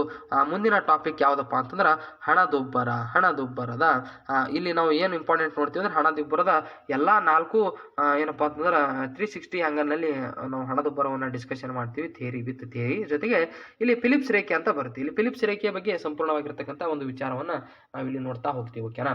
ಇಲ್ಲಿ ಪ್ರಸ್ತುತ ಹಣದುಬ್ಬರ ಅಥವಾ ಅತಿ ಪ್ರಸರಣವು ಇನ್ಫ್ಲೇಷನ್ ಅಂತ ಕರಿತೀವಿ, ಒಂದು ಜಾಗತಿಕ ಸಮಸ್ಯೆಯಾಗಿ ಕಾಡ್ತಾ ಇರತಕ್ಕಂಥದ್ದು. ಸರಕು ಮತ್ತು ಸೇವೆಗಳ ಬೆಲೆಗಳು ನಿರಂತರವಾಗಿ ಹೆಚ್ಚಳವಾಗುವ ಮತ್ತು ಹಣದ ಮೌಲ್ಯ ಕುಸಿತವಾಗುವ ಸನ್ನಿವೇಶವನ್ನ ಹಣದುಬ್ಬರ ಅಂದ್ರೆ ಇಲ್ಲಿ ಏನಂತ ನಾವು ಇದು ನೋಡಕಂದ್ರೆ ಗೂಡ್ಸ್ ಅಂಡ್ ಸರ್ವಿಸಸ್ಗಳು ಏನಾಗ್ತಂದ್ರ ಬೆಲೆಗಳು ನಿರಂತರವಾಗಿ ಹೆಚ್ಚಳ ಹಾಕಿಸಿದ್ರ ಮನಿದು ಏನಾಗತ್ತಂದ್ರ ಹಣದ ಒಂದು ಏನಪ್ಪಾ ಅಂತಂದ್ರ ಮೌಲ್ಯ ಕುಸಿದು ಬೀಳುತ್ತ. ಆ ಸಂದರ್ಭದಾಗ ಇದಕ್ಕೆ ಏನಂತ ಕರಿತೀವಿ ಅಂದ್ರೆ ಮನಿ ಅಂದ್ರೆ ಹಣದ ಒಂದು ಮೌಲ್ಯ ಕಡಿಮೆ ಆಗುತ್ತದೆ ಅದರ ಮುಂದೆ ಗೂಡ್ಸ್ ಆ್ಯಂಡ್ ಸರ್ವಿಸಸ್ ಮೇಲೆ. ಸರಕು ಮತ್ತು ಸೇವೆಗಳ ಎದುರು ಏನಾಗುತ್ತದೆ, ಹಣದ ಮೌಲ್ಯ ಕಡಿಮೆ ಆಗ್ತದೆ. ಅಂದ್ರೆ ಇಲ್ಲಿ ಗೂಡ್ಸ್ ಮತ್ತು ಸರ್ವಿಸ್ನ ಬೆಲೆ ಏನಾಗ್ತದೆ, ಹೆಚ್ಚಿಗೆ ಆಲಾಗುತ್ತದೆ, ಹೆಚ್ಚಿಗೆ ಆಗ್ಯದ ಅಂತ ಅರ್ಥ. ಓಕೆನಾ? ಹಾಗಾದ್ರೆ ಇಲ್ಲಿ ಹಣದುಬ್ಬರ ಎಂದು ಕರೀತಾರೆ. ರಾಷ್ಟ್ರದಲ್ಲಿ ಹಣದ ಪೂರೈಕೆಯ ಸರಕು ಮತ್ತು ಸೇವೆಗಳ ಉತ್ಪಾದನೆಗಿಂತ ಹೆಚ್ಚಳವಾದಾಗ ಹಣದುಬ್ಬರ ಸಂಭವಿಸ್ತದೆ. ಜನರಲ್ ಇರ್ತಕ್ಕಂಥ ಹಣ ಅಧಿಕವಾದಂಥ ಸಂದರ್ಭದಲ್ಲಿ ಅಂದರೆ ಅದು ಕಪ್ಪು ಹಣ ಆಗಿರ್ಬೋದು ಅಥವಾ ನಿಯತ್ತಿನ ಒಂದು ದುಡಿಮೆ ಹಣ ಆಗಿರ್ಬೋದು, ಇವೆಲ್ಲವೂ ಕೂಡ ಒಳಗೊಂಡಿರ್ತಕ್ಕಂಥ ಹಣ ಒಂದು ವೇಳೆ ಜನರಲ್ಲಿ ಹೆಚ್ಚಾದ್ರಿ ಆ ಸಂದರ್ಭದಲ್ಲಿ ಏನಾಗ್ತದಂದ್ರೆ ಹಣದುಬ್ಬರ ಅಂತಕ್ಕಂಥದ್ದು ಸಂಭವಿಸ್ತದ ಅಂತಕ್ಕಂಥ ವಿಚಾರವನ್ನು ನೋಡ್ತಾ ಹೋಗ್ತೀವಿ. ಹಾಗಾದರೆ ಹಣದುಬ್ಬರದ ವಿಧಗಳು ಏನೇನು ಇದಾವೆ ಅಂತಕ್ಕಂಥದ್ದನ್ನು ಇಲ್ಲಿ ನೋಡೋಣ. ಓಕೆನಾ? ಕ್ಲಾಸು ತಮಗೆ ಇಷ್ಟ ಆಗ್ತಾ ಇದ್ರೆ ಇದನ್ನು ದಯವಿಟ್ಟು ಶೇರ್ ಮಾಡಿ. ಓಕೆನಾ? ಇನ್ನು ಹಣದುಬ್ಬರದ ವಿಧಗಳ ಬಗ್ಗೆ ನೋಡೋಣ. ಇಲ್ಲಿ ಬೇಡಿಕೆ ಸೆಳೆತದ ಹಣದುಬ್ಬರ, ಡಿಮ್ಯಾಂಡ್ ಫುಲ್ ಇನ್ಫ್ಲೇಷನ್ ಅಂತ ಕರಿತೀವಿ. ಡಿಮ್ಯಾಂಡ್ ಫುಲ್ ಇನ್ಫ್ಲೇಷನ್, ಬೇಡಿಕೆ ಸೆಳೆತ ಹಣದುಬ್ಬರ. ಏನಿದು ಬೇಡಿಕೆ ಸೆಳೆತ ಹಣದುಬ್ಬರ ಅಂತಕ್ಕಂಥದ್ದು ನೋಡೋದಾದ್ರೆ, ಸರಕು ಮತ್ತು ಸೇವೆಗಳ ಬೇಡಿಕೆಯು ಪೂರೈಕೆಗಿಂತ ಪೂರೈಕೆಗಿಂತ ಅಧಿಕವಾದಾಗ ಬೇಡಿಕೆ ಏನಾಗ್ತದ ಅಧಿಕ ಆಗಿ ಪೂರೈಕೆ ಕಡಿಮೆ ಆಗ್ತದ. ಅಂತ ಸಂದರ್ಭದಾಗ ಬೆಲೆಗಳಲ್ಲಿ ಆಗುವ ಹೆಚ್ಚಳವನ್ನ ಬೇಡಿಕೆ ಸೆಳೆತದ ಹಣದುಬ್ಬರ. ಬೇಡಿಕೆದಾಗ ಹೆಚ್ಚಾಗದ, ಪೂರೈಕೆಗಿಂತ ಬೇಡಿಕೆ ಹೆಚ್ಚಾಗುತ್ತದೆ. ಯಾವ್ದ್ರೊಳಗ ಸರಕು ಮತ್ತು ಸೇವೆಗಳ ಒಂದು ಬೇಡಿಕೆ ಹೆಚ್ಚಾಗ್ತದೆ. ಅಂತ ಸಂದರ್ಭದಾಗ ಬೇಡಿಕೆ ಸೆಳೆತದ ಹಣದುಬ್ಬರ ಅಂತ ಕರಿತೀವಿ. ಆದಾಯದಲ್ಲಾಗುವ ಹೆಚ್ಚಳ, ಹಣದ ಪೂರೈಕೆಯಲ್ಲಾಗುವ ಹೆಚ್ಚಳ, ಅನುಭೋಗಿಯ ಆಸೆ, ಅಭಿರುಚಿಗಳಲ್ಲಾಗುವ ಬದಲಾವಣೆ ಮೊದಲಾದ ಕಾರಣಗಳಿಂದ ಸರಕು ಮತ್ತು ಸೇವೆಗಳಿಗೆ ಬೇಡಿಕೆ ಹೆಚ್ಚಾಗ್ತದ. ಬೇಡಿಕೆ ಯಾವಾಗ ಹೆಚ್ಚಾಗ್ತದಂದ್ರ ಈಗ ಎ ಅಂತಕ್ಕಂಥ ವ್ಯಕ್ತಿಗೆ 15,000 ರೂಪಾಯಿ ಸಂಬಳ ಇತ್ತಂದ್ರೆ ಅವನಿಗೆ ಒಂದು ವೇಳೆ 30,000 ರೂಪಾಯಿ ಸಂಬಳ ಆಯ್ತಂದ್ರೆ ಇವಾಗ 15,000 ರೂಪಾಯಿ ಇದ್ದಂಥ ಸಂದರ್ಭದಲ್ಲಿ ಮಾಡುವಂಥ ಖರ್ಚು ವೆಚ್ಚಗಳಿಗೆ ಹೋಲಿಸಿದರೆ 30,000 ರೂಪಾಯಿ ಇರುವಂಥ ಸಂದರ್ಭದಲ್ಲಿ ಅವನು ಮಾಡುವಂಥ ಖರ್ಚು ವೆಚ್ಚಗಳು ಹೆಚ್ಚಿಗೆ ಆಗ್ತದೆ. ಹಾಗಾಗಿ ಇಲ್ಲಿ ಅನುಭೋಗಿಯ ಆಸೆಯೂ ಕೂಡ ಇಲ್ಲಿ ಹೆಚ್ಚಿಗೆ ಆಗ್ತದೆ. ಅನುಭೋಗಿಯ ಆಸೆ ಈ ಸಂದರ್ಭದಲ್ಲಿ ಹೆಚ್ಚಿಗೆ ಆಗ್ತದೆ, ಅಭಿರುಚಿ ಕೂಡ ಹೆಚ್ಚಿಗೆ ಆಗ್ತದೆ. ಇವ ಮೊದಲೇನು ಮಾಡ್ತಿದ್ದ, ಈ ಎಂಬ ವ್ಯಕ್ತಿ ಸಾಮಾನ್ಯವಾಗಿರ್ತಕ್ಕಂಥ ಫುಟ್ಪಾತ್ ಮ್ಯಾಗ ಬೆಳಗಿನ ತಿಂಡಿಯನ್ನು ತಿಂದ್ಕೊಂಡು ಹೋಗ್ತಿದ್ದ. ಬಟ್ 30,000 ರೂಪಾಯಿ ಆದಂಥ ಸಂದರ್ಭದಲ್ಲಿ ಇವನಿಗೆ ಅಭಿರುಚಿ, ಅನುಭೋಗಿಯ ಆಸೆಯ ಜೊತೆಗೆ ಇವ ಒಂದು ಪದ್ಧತಿ ಇರತಕ್ಕಂಥ ಒಂದು ಹೋಟೆಲ್ನಲ್ಲಿ ಹೋಗಿ ಊಟ ಮಾಡಿಬಿಟ್ಟು ಆಮೇಲೆ ಕೆಲ್ಸಕ್ಕೆ ಹೋಗೋಣ ಅಂತ ಯೋಚನೆ ಮಾಡ್ತಾ ಹೋಗ್ತಾನೆ. ಜೊತೆಗೆ ಇನ್ನೊಂದು ಏನಾಗ್ತಂದ್ರೆ ಹಣದ ಪೂರೈಕೆ ಏನಾಗ್ತಂದ್ರೆ ಆಲ್ಮೋಸ್ಟ್ ಅಲ್ಲಿ ಹೆಚ್ಚಳ ಆಗಿರುತ್ತೆ. ಈ ಒಂದು ಪಾಯಿಂಟ್ಸ್ ಅನ್ನ ಕಂಪ್ಲೀಟ್ ಆಗಿ ಈ ಒಂದು ಎಕ್ಸಾಂಪಲ್ ಮೂಲಕ ಬೇಡಿಕೆ ಸೆಳೆತದ ಹಣದುಬ್ಬರ ಅಂತಕ್ಕಂಥದ್ದು. ಯಾರ್ದು ಬೇಡಿಕೆ? ಅನುಭೋಗಿಯ ಬೇಡಿಕೆ ಸರಕು ಮತ್ತು ಸೇವೆಗಳ ಒಂದು ಬೇಡಿಕೆ ಅಂತ ಕೂಡ ಕರಿಬಹುದು. ಓಕೆನಾ? ಈ ರೀತಿಯಾಗಿ ಬೇಡಿಕೆ ಒಂದ್ ವೇಳೆ ಹೆಚ್ಚಿಗೆ ಆಲಗತ್ತು ಪೂರೈಕೆ ಮಾರುಕಟ್ಟೆಗೆ ಅವನ ಒಂದು ಸರಿಸಾಟಿಗೆ ಆಗ್ತಾ ಇದ್ದಿದ್ದಿಲ್ಲ ಸಂದರ್ಭದಾಗ ಏನಾಗ್ತಂದ್ರೆ ಬೇಡಿಕೆ ಸೆಳೆತ ಹಣದುಬ್ಬರ ಉಂಟಾಗ್ತದೆ. ಹಾಗಾದ್ರೆ ವೆಚ್ಚ ತಳಿಕೆಯ ಹಣದುಬ್ಬರ, ಕಾಸ್ಟ್ ಪುಶ್ ಇನ್ಫ್ಲೇಷನ್ ಅಂದ್ರೆ ಏನು ಅಂತಕ್ಕಂಥ ನೋಡೋಣ. ಓಕೆನಾ? ಇದು ಬಹುಶಃ ಒಂದೇ ನಿಮಗೆ ಅರ್ಥ ಆಗಿದೆ ಅಂತ ಅನ್ಕೋತೀನಿ. ಓಕೆನಾ? ಅರ್ಥ ಆಗದೆ ಹೋದ್ರೆ ಮತ್ತೆ ಅದನ್ನ ಏನಪ್ಪಾ ಅಂತಂದ್ರೆ ಕ್ಲಾಸ್ ಆದ್ಮೇಲೆ ಕಂಪ್ಲೀಟ್ ಆಗಿ ಮತ್ತೊಮ್ಮೆ ನೋಡ್ಕೊಳ್ಳಲಿಕ್ಕೆ ಸಾಧ್ಯ ಆಗಿರಬೇಕು. ಹಾಗಾದ್ರೆ ಈಗ ನಾವು ಏನು ಡಿಸ್ಕಷನ್ ಮಾಡ್ತಾ ಹೋಗ್ತೀವಿ ಅಂದ್ರೆ ವೆಚ್ಚ ತಳಿಕೆಯ ಹಣದುಬ್ಬರವು ಪ್ರಮುಖವಾಗಿ ಪೂರೈಕೆಯ ಪ್ರಭಾವದಿಂದ ಉದ್ಭವಿಸ್ತದ. ಕಂಪ್ಲೀಟ್ ಆಗಿರತಕ್ಕಂಥ ಒಂದು ಈ ವೆಚ್ಚ ತಳಿಕೆಯ ಹಣದುಬ್ಬರ ಉಂಟಾಗ್ತದ. ಸರಕು ಮತ್ತು ಸೇವೆಗಳ ಬೆಲೆಗಳು ಕಚ್ಚಾ ಸರಕುಗಳ ಬೆಲೆಯಲ್ಲಿನ ಹೆಚ್ಚಳ, ಕೂಲಿಯಲ್ಲಿ ಹೆಚ್ಚಳ, ಲಾಭದಲ್ಲಿ ಹೆಚ್ಚಳದ ಕಾರಣದಿಂದ ಹೆಚ್ಚಳವಾದರೆ ಅದನ್ನ ವೆಚ್ಚ ತಳಿಕೆಯ ಹಣದುಬ್ಬರ ಅಂತ ಕರೀತಾರ. ಈ ಸಂದರ್ಭದಾಗ ಏನಾಗತ್ತಂದ್ರೆ ಪೂರೈಕೆ ಹೆಚ್ಚಿಗೆ ಆಲತ್ತದ.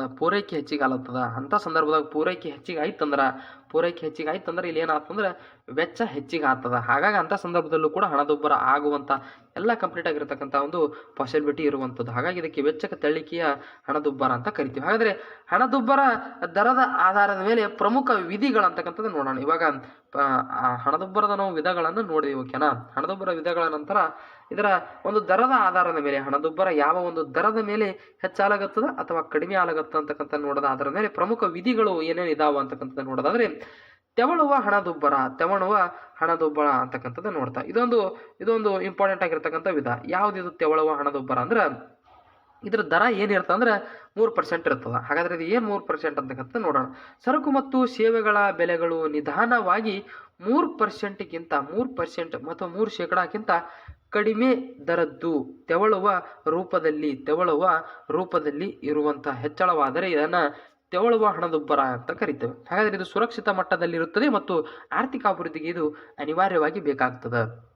3%ಗಿಂತ ಏನಪ್ಪಾ ಅಂತಂದ್ರೆ ಇದು ಹೆಚ್ಚಾಗ್ತದೆ. 3%ಗಿಂತ ಹೆಚ್ಚು ಮತ್ತು ಕಡಿಮೆ ಆಗುವಂತ ಎಲ್ಲ ಒಂದು ಪಾಸಿಬಿಲಿಟಿ ಈ ಒಂದು ಸಂದರ್ಭದಾಗ ಇರ್ತದೆ. ಹಾಗಾಗಿ ಇದಕ್ಕೆ ಏನಂತ ಕರೀತಾರಂದ್ರೆ ತೆವಳುವ ಹಣದುಬ್ಬರ 3% ಅಂತಕ್ಕಂಥದ್ದು ನೆನಪಲ್ಲಿ ಇಟ್ಕೊಳ್ಳಿಕ್ಕೆ ಸಾಧ್ಯ ಆಗಿರ್ಬೇಕು. ಇನ್ನು ನಡೆದಾಡುವ ಹಣದುಬ್ಬರ ಅಂತ ಕರಿತೀವಿ, ವಾಕಿಂಗ್ ಇನ್ಫ್ಲೇಷನ್. ಸರಕು ಮತ್ತು ಸೇವೆಗಳ ಬೆಲೆಗಳು, ಗೂಡ್ಸ್ ಆ್ಯಂಡ್ ಸರ್ವಿಸಸ್ ಒಂದು ಬೆಲೆಗಳು ಏನಾಗ್ತಾವಂದ್ರೆ 3% 10% ದರದಲ್ಲಿ ಹೆಚ್ಚಳವಾದರೆ ಅದನ್ನು ನಡೆದಾಡುವ ಹಣದುಬ್ಬರ ಅಂತ ಕರಿತೀವಿ. ಯಾಕೆ ನಡೆದಾಡುವ ಹಣದುಬ್ಬರ ಅಂತ ಕರಿತೀವಿ ಅಂದರೆ ಇದೊಂದು ಅತ್ಯಂತ ಕ್ಲಿಷ್ಟವೂ ಅಲ್ಲದ ಮತ್ತು ಅತ್ಯಂತ ಸರಳವೂ ಅಲ್ಲದ ಒಂದು ನಡೆದಾಡುವ ಹಣದುಬ್ಬರ ಅಂತ ನಾವು ಇದನ್ನು ಹೇಳ್ಬೋದು. ಅಂದರೆ ಸರ್ಕಾರಕ್ಕೆ ಇದು ಕೆಲವೊಂದು ಸಂದರ್ಭದಲ್ಲಿ ಮಾತ್ರ ಅನಿವಾರ್ಯ ಮಾಡಲಿಕ್ಕೆ ಸಾಧ್ಯ ಆಗುತ್ತೆ. ಅಂಥ ಸಂದರ್ಭದಲ್ಲಿ ವಾಣಿಜ್ಯ ಬ್ಯಾಂಕುಗಳು ಇತರೆ ಬ್ಯಾಂಕುಗಳಿಗೆ ಅತಿ ಹೆಚ್ಚಿನ ಒಂದು ಸಾಲ ಬಾಧೆಯನ್ನು ನೀಡುವಂಥ ಸಂದರ್ಭದಲ್ಲಿ ಈ ಒಂದು ನಡೆದಾಡುವ ಹಣದುಬ್ಬರವನ್ನು ಒಂದು ಸರ್ಕಾರ ಆಯ್ಕೆ ಮಾಡ್ಕೋತದ ಅಂತಕ್ಕಂಥದ್ದು ಗೊತ್ತಿರಲಿ. ಓಕೆನಾ? ಹಾಗಾಗಿ ಹಣದುಬ್ಬರವನ್ನು ನಿಯಂತ್ರಣ ಮಾಡುವ ಸಲುವಾಗಿ ಸರ್ಕಾರಕ್ಕೆ ಪ್ರಮುಖವಾಗಿ ಎಚ್ಚರಿಕೆಯನ್ನು ನೀಡುತ್ತದೆ. ನೋಡಿ, ಈಗಾಗಲೇ ಹೇಳಿದಾಗೆ ಸರ್ಕಾರಕ್ಕೆ ಪ್ರಮುಖವಾಗಿ ಎಚ್ಚರಿಕೆಯನ್ನು ನೀಡುತ್ತದೆ. ಈ ಹಂತವನ್ನು ತಲುಪಿದ ನಂತರ ಹಣದುಬ್ಬರವು ಆರ್ಥಿಕ ಅಭಿವೃದ್ಧಿಯನ್ನು ಕುಂಠಿತಗೊಳಿಸ್ತದ. ಅದಕ್ಕೆ ಈ ನಡೆದಾಡುವ ಹಣದುಬ್ಬರಕ್ಕಿಂತ ಮುಂಚಿತವಾಗಿ ಏನಪ್ಪಾ ಅಂತಂದ್ರೆ ಈ ತೆವಳುವ ಹಣದುಬ್ಬರವನ್ನೇ ಸರ್ಕಾರ ಅಡ್ಯಾಪ್ಟ್ ಮಾಡ್ಕೊಂಡಿರುತ್ತೆ. ಹಾಗಾದರೆ ಇಲ್ಲಿ ಓಡುವ ಹಣದುಬ್ಬರ, ರನ್ನಿಂಗ್ ಇನ್ಫ್ಲೇಷನ್ ಅಂತಕ್ಕಂಥದ್ದು ನೋಡೋಣ. ಸರಕು ಮತ್ತು ಸೇವೆಗಳ ಬೆಲೆಗಳು ತೀವ್ರಗತಿಯಲ್ಲಿ ಹೆಚ್ಚಳವಾದರೆ, ಗೂಡ್ಸ್ ಆ್ಯಂಡ್ ಸರ್ವಿಸಸ್ ಒಂದು ಬೆಲೆಗಳು ಪ್ರೈಸಸ್ಗಳು ತೀವ್ರಗತಿಯಲ್ಲಿ ಹೆಚ್ಚಳ ಆದರೆ ಅದನ್ನು ಓಡುವ ಹಣದುಬ್ಬರ ಅಂತ ಕರಿತೀವಿ. ಒಂದು ವೇಳೆ ತಮ್ಮಲ್ಲಿರ್ತಕ್ಕಂಥ ಹಣಕ್ಕಿಂತಲೂ ಅಧಿಕವಾಗಿರುವಂತಹ ಸರಕು ಸೇವೆಗಳನ್ನು ಅನುಭೋಗಿಸುವಂಥ ಅನುಭೋಗಿಗೆ ಈ ಒಂದು ಹಣದ ಒಂದು ಕೊರತೆ ಉಂಟಾಗುತ್ತದೆ. ಹಣದ ಕೊರತೆ ಉಂಟಾದಂಥ ಸಂದರ್ಭದಲ್ಲಿ ಅವನೇನು ಮಾಡ್ತಂದ್ರೆ ಸಾಲ ಮಾಡಬಹುದು ಅಥವಾ ಬೇರೆ ಕೆಲಸಗಳನ್ನು ಮಾಡಬಹುದು. ಈ ರೀತಿಯಾಗಿ ನಿರುದ್ಯೋಗವೂ ಕೂಡ ಉಂಟಾಗುವಂಥ ಒಂದು ಸಮಸ್ಯೆ, ಈ ಒಂದು ಆರ್ಥಿಕ ಅಭಿವೃದ್ಧಿ ಮೇಲೆ ಪೆಟ್ಟು ಬೀಳುವಂಥ ಒಂದು ಸಮಸ್ಯೆ ಕೂಡ ಓಡುವ ಹಣದುಬ್ಬರದ ಸಂದರ್ಭದಲ್ಲಿ ಆಗುವಂಥದ್ದು. ಹಾಗಾದರೆ ಇಲ್ಲಿ ಬೆಲೆಗಳು ಎಷ್ಟು ಹೆಚ್ಚಿಗೆ ಆಗ್ತಾವೆ ಅಂದ್ರೆ 10% 20% ಒಂದು ದರದಲ್ಲಿ ಹೆಚ್ಚಳ ಆಗ್ತದೆ. ಯಾವುದಕ್ಕೆ? ಸರಕು ಮತ್ತು ಸೇವೆಗಳ ಮೇಲೆ. ಇದನ್ನ ಆರ್ಥಿಕ ವ್ಯವಸ್ಥೆ ಮೇಲೆ ವ್ಯತಿರಿಕ್ತ ಪರಿಣಾಮ ಬೀರುತ್ತದೆ. ಇದನ್ನ ಅಭಿವೃದ್ಧಿಯನ್ನ ಇದು ಕೂಡ ಅತ್ಯಂತ ತೀವ್ರಗತಿಯಲ್ಲಿ ಮತ್ತು ಅತ್ಯಂತ ಮಾರಕವಾಗಿ ಕುಂಠಿತಗೊಳಿಸ್ತದೆ. ಹಾಗಾದರೆ ನಾಗಾಲೋಟದ ಹಣದುಬ್ಬರ ಏನಿದು? ನಾಗಾಲೋಟದ ಹಣದುಬ್ಬರ ಅಂದ್ರೆ ಹೈಪರ್ ಇನ್ಫ್ಲೇಷನ್ ಆಫ್ ಗ್ಯಾಲೋಪಿಂಗ್ ಅಂತಕ್ಕಂಥದ್ದು. ಸರಕು ಮತ್ತು ಸೇವೆಗಳ ಬೆಲೆಗಳು ತೀವ್ರವಾಗಿ 20% 100%, ಕೆಲವೊಮ್ಮೆ 200%, ನೋಡಿ 200%ರಷ್ಟು ದರದಲ್ಲಿ ಏನಪ್ಪಾ ಅಂತಂದ್ರೆ ಹೆಚ್ಚಳವಾದರೆ ಇದನ್ನ ನಾಗಾಲೋಟದ ಹಣದುಬ್ಬರ ಅಂತ ಕರಿತೀವಿ. ನಾಗಾಲೋಟದ ಹಣದುಬ್ಬರ ಇದನ್ನು ಸಂಪೂರ್ಣವಾಗಿ ಹಣಕಾಸು ವ್ಯವಸ್ಥೆಯನ್ನ ನಾಶ ಮಾಡಿಬಿಡುತ್ತೆ. ಯಾವುದು? ನಾಗಾಲೋಟದ ಹಣದುಬ್ಬರ. ಹಣದ ಕೊಳ್ಳುವ ಸಾಮರ್ಥ್ಯ ನಿರಂತರವಾಗಿ ಕುಸಿದುಕೊಳ್ಳುತ್ತೆ. ಅಂದ್ರೆ ನನ್ನ ಅಂತ್ಯಕ್ಕೆ 1 ಲಕ್ಷ ರೂಪಾಯಿ ಇತ್ತಂದ್ರೆ 1 ಲಕ್ಷ ರೂಪಾಯಿ ಇತ್ತಂದ್ರೆ ನಾ ಕೇವಲ ಒಂದು ಟೀ ಮಾತ್ರ, ಒಂದೇ ಒಂದು ಕಪ್ ಆಫ್ ಟೀ ಅನ್ನು ಕುಡ್ಲಿಕ್ಕೆ ಮಾತ್ರ ಸಾಧ್ಯ ಇರಬೇಕು. ಅಂತ ಒಂದು ವ್ಯವಸ್ಥೆ ಇರುವಂಥ ಸಂದರ್ಭದಾಗ ಇದು ನಾಗಾಲೋಟದ ಹಣದ ವ್ಯವಸ್ಥೆ ಅದ ಅಂತಕ್ಕಂಥದ್ದು ಗೊತ್ತಿರಬೇಕು. ಈಗಾಗಲೇ ನಾಗಾಲೋಟದ ಹಣದ ವ್ಯವಸ್ಥೆ ಅಂತಕ್ಕಂಥದ್ದನ್ನು ಈಗಾಗಲೇ ನಮ್ಮ ಒಂದು ಶ್ರೀಲಂಕಾದಲ್ಲಿ ನಾವು ಆಗಿದ್ದನ್ನು ನೋಡಬಹುದು. ಓಕೆನಾ? ಬೇರೆ ಬೇರೆ ದೇಶಗಳಲ್ಲೂ ಕೂಡ ಆಗ್ಬೋದು. ನಾಗಾಲೋಟದ ಹಣದುಬ್ಬರ ಇತ್ತೀಚೆಗೆ ಅಂದರೆ 2024-25ನಲ್ಲಿ ಯಾವ ಒಂದು ರಾಷ್ಟ್ರಗಳು ಅನುಭವಿಸಿದವು ಅಂತಕ್ಕಂಥದ್ದನ್ನು ತಮಗೆ ಕಮೆಂಟ್ ಮೂಲಕ ಕಮೆಂಟ್ ಮಾಡಲಿಕ್ಕೆ ಸಾಧ್ಯ ಆಗಿರಬೇಕು. ಇನ್ನು ಹಣದುಬ್ಬರದ ಇತರೆ ವಿಧಗಳನ್ನು ನೋಡಿದ್ವಿ. ಈಗಾಗಲೇ ನಾವು ಹಣದುಬ್ಬರದ 4 ವಿಧಗಳನ್ನು ನೋಡಿದ್ವಿ. ಇತರೆ ವಿಧಗಳನ್ನು ಕೂಡ ನೋಡೋಣ. ಏನಂತ ಅದಾವಂದ್ರೆ ಮೂಲ ಅಥವಾ ಕೋರ್ ಹಣದುಬ್ಬರ, ಕೋರ್ ಇನ್ಫ್ಲೇಷನ್ ಅಂತ ಕರಿತೀವಿ. ಮೂಲ ಅಂದ್ರೆ ಈ ಪರಿಕಲ್ಪನೆ ಪಾಶ್ಚಿಮಾತ್ಯ ರಾಷ್ಟ್ರಗಳಲ್ಲಿ ಹೆಚ್ಚು ಜನಪ್ರಿಯವಾಗಿತ್ತು. ಇದನ್ನ ಭಾರತದಲ್ಲಿ 2000 ಮತ್ತು 2001ನೇ ಸಾಲಿನಲ್ಲಿ ಬಳಸಲಾಗಿರ್ತಕ್ಕಂಥದ್ದು. ಇದು ಇಂಧನ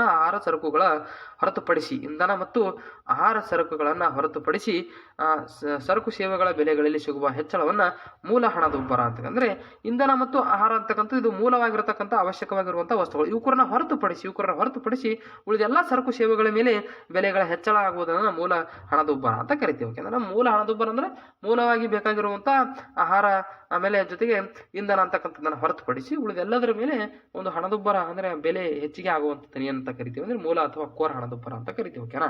ಹಾಗಾದ್ರೆ ನಮ್ಮ ಒಂದು ಮುಂದಿನ ಒಂದು ಹಣದುಬ್ಬರ ಪ್ರಕಾರ ಯಾವುದಪ್ಪ ಅಂತಂದ್ರೆ ಜಡತ್ವದ ಹಣದುಬ್ಬರ, ಸ್ಟ್ಯಾಗ್ಫ್ಲೇಷನ್ ಅಂತಕ್ಕಂಥದ್ದು.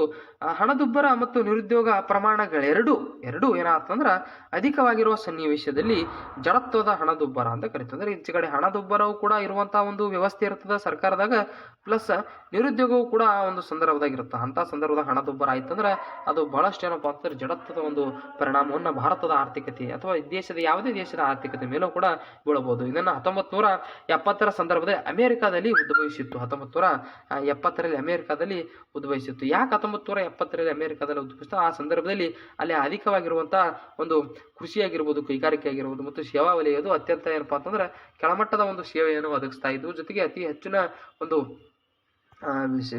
ಬೆಲೆಯನ್ನು ನಿಗದಿ ಮಾಡಿದ್ವು. ಹಾಗಾಗಿ ಅಲ್ಲಿ 1970ರ ಸಂದರ್ಭದಲ್ಲಿ ಆಗಿರತಕ್ಕಂಥದ್ದು ಅಧಿಕ ಹಣದುಬ್ಬರ ಮತ್ತು ಕಡಿಮೆ ಬೆಳವಣಿಗೆ ದರವನ್ನು ಸಂಯೋಜನೆಯಾಗಿದೆ. ಪ್ರಸ್ತುತ ಈ ಬಹುತೇಕ ರಾಷ್ಟ್ರಗಳಲ್ಲಿ ಕಾಡುತ್ತಿರುವ ಹಣದುಬ್ಬರದ ಒಂದು ಸನ್ನಿವೇಶ ಆಗಿರುವಂಥದ್ದು ಯಾವುದು ಜಡತ್ವದ ಹಣದುಬ್ಬರ ಅಂತಕ್ಕಂಥದ್ದು ಈಗಾಗಲೇ ಅಮೆರಿಕ ದೇಶ ಇದನ್ನು ಫೇಸ್ ಮಾಡ್ಯಾದ. ಹಾಗಾದರೆ ಕೆಲವೇ ಸರಕುಗಳ ಹಣದುಬ್ಬರ, ಕೆಲವೇ ಸರಕುಗಳ ಒಂದು ಬೆಲೆಯಲ್ಲಿ ಹೆಚ್ಚಳ ಆಗಿರುತ್ತೆ. ಹಾಗಾದರೆ ಯಾವ್ಯಾವಪ್ಪ ಅಂತಂದ್ರೆ ಭಾರತದಲ್ಲಿ 2009ರ ಕೊನೆಯ ತಿಂಗಳುಗಳು ಮತ್ತು 2010ರ ಪ್ರಾರಂಭದಲ್ಲಿ ಆಹಾರ ಸಂಬಂಧಿ ಸರಕುಗಳ ಬೆಲೆಗಳು ನಿರಂತರವಾಗಿ ಹೆಚ್ಚಳ ಆಗ್ತದೆ. ಇಲ್ಲಿ ನೋಡಿ, ಆಗಾಗಲೇ ನಾವು ಆಹಾರ ಮತ್ತು ಇಂಧನ ಹೊರತುಪಡಿಸಿ ಆಗುವಂತಹ ಒಂದು ಹಣದುಬ್ಬರಕ್ಕೆ ಮೂಲ ಒಂದು ಹಣದುಬ್ಬರ ಅಂತ ನೋಡಿದ್ವಿ. ಆದರೆ ಇಲ್ಲಿ ಏನಂತ ಆಗಲುತ್ತದೆ, ಕೆಲವೇ ಒಂದು ಸರಕುಗಳು ಅಂದ್ರೆ 2009-10ರ ಆರಂಭದಲ್ಲಿ ಆಹಾರ ಸರಕುಗಳ ಬೆಲೆಗಳು ನಿರಂತರವಾಗಿ ಹೆಚ್ಚಳವಾಗ್ತವ. ಆದರೆ ಇತರ ಸರಕುಗಳ ಬೆಲೆಗಳು ಸಾಪೇಕ್ಷವಾಗಿ ಸ್ಥಿರವಾಗಿರ್ತಾವ. ಅವುಗಳಲ್ಲಿ ಯಾವುದೇ ಹೆಚ್ಚು ಕಡಿಮೆ ಆಗಿರೋದಿಲ್ಲ.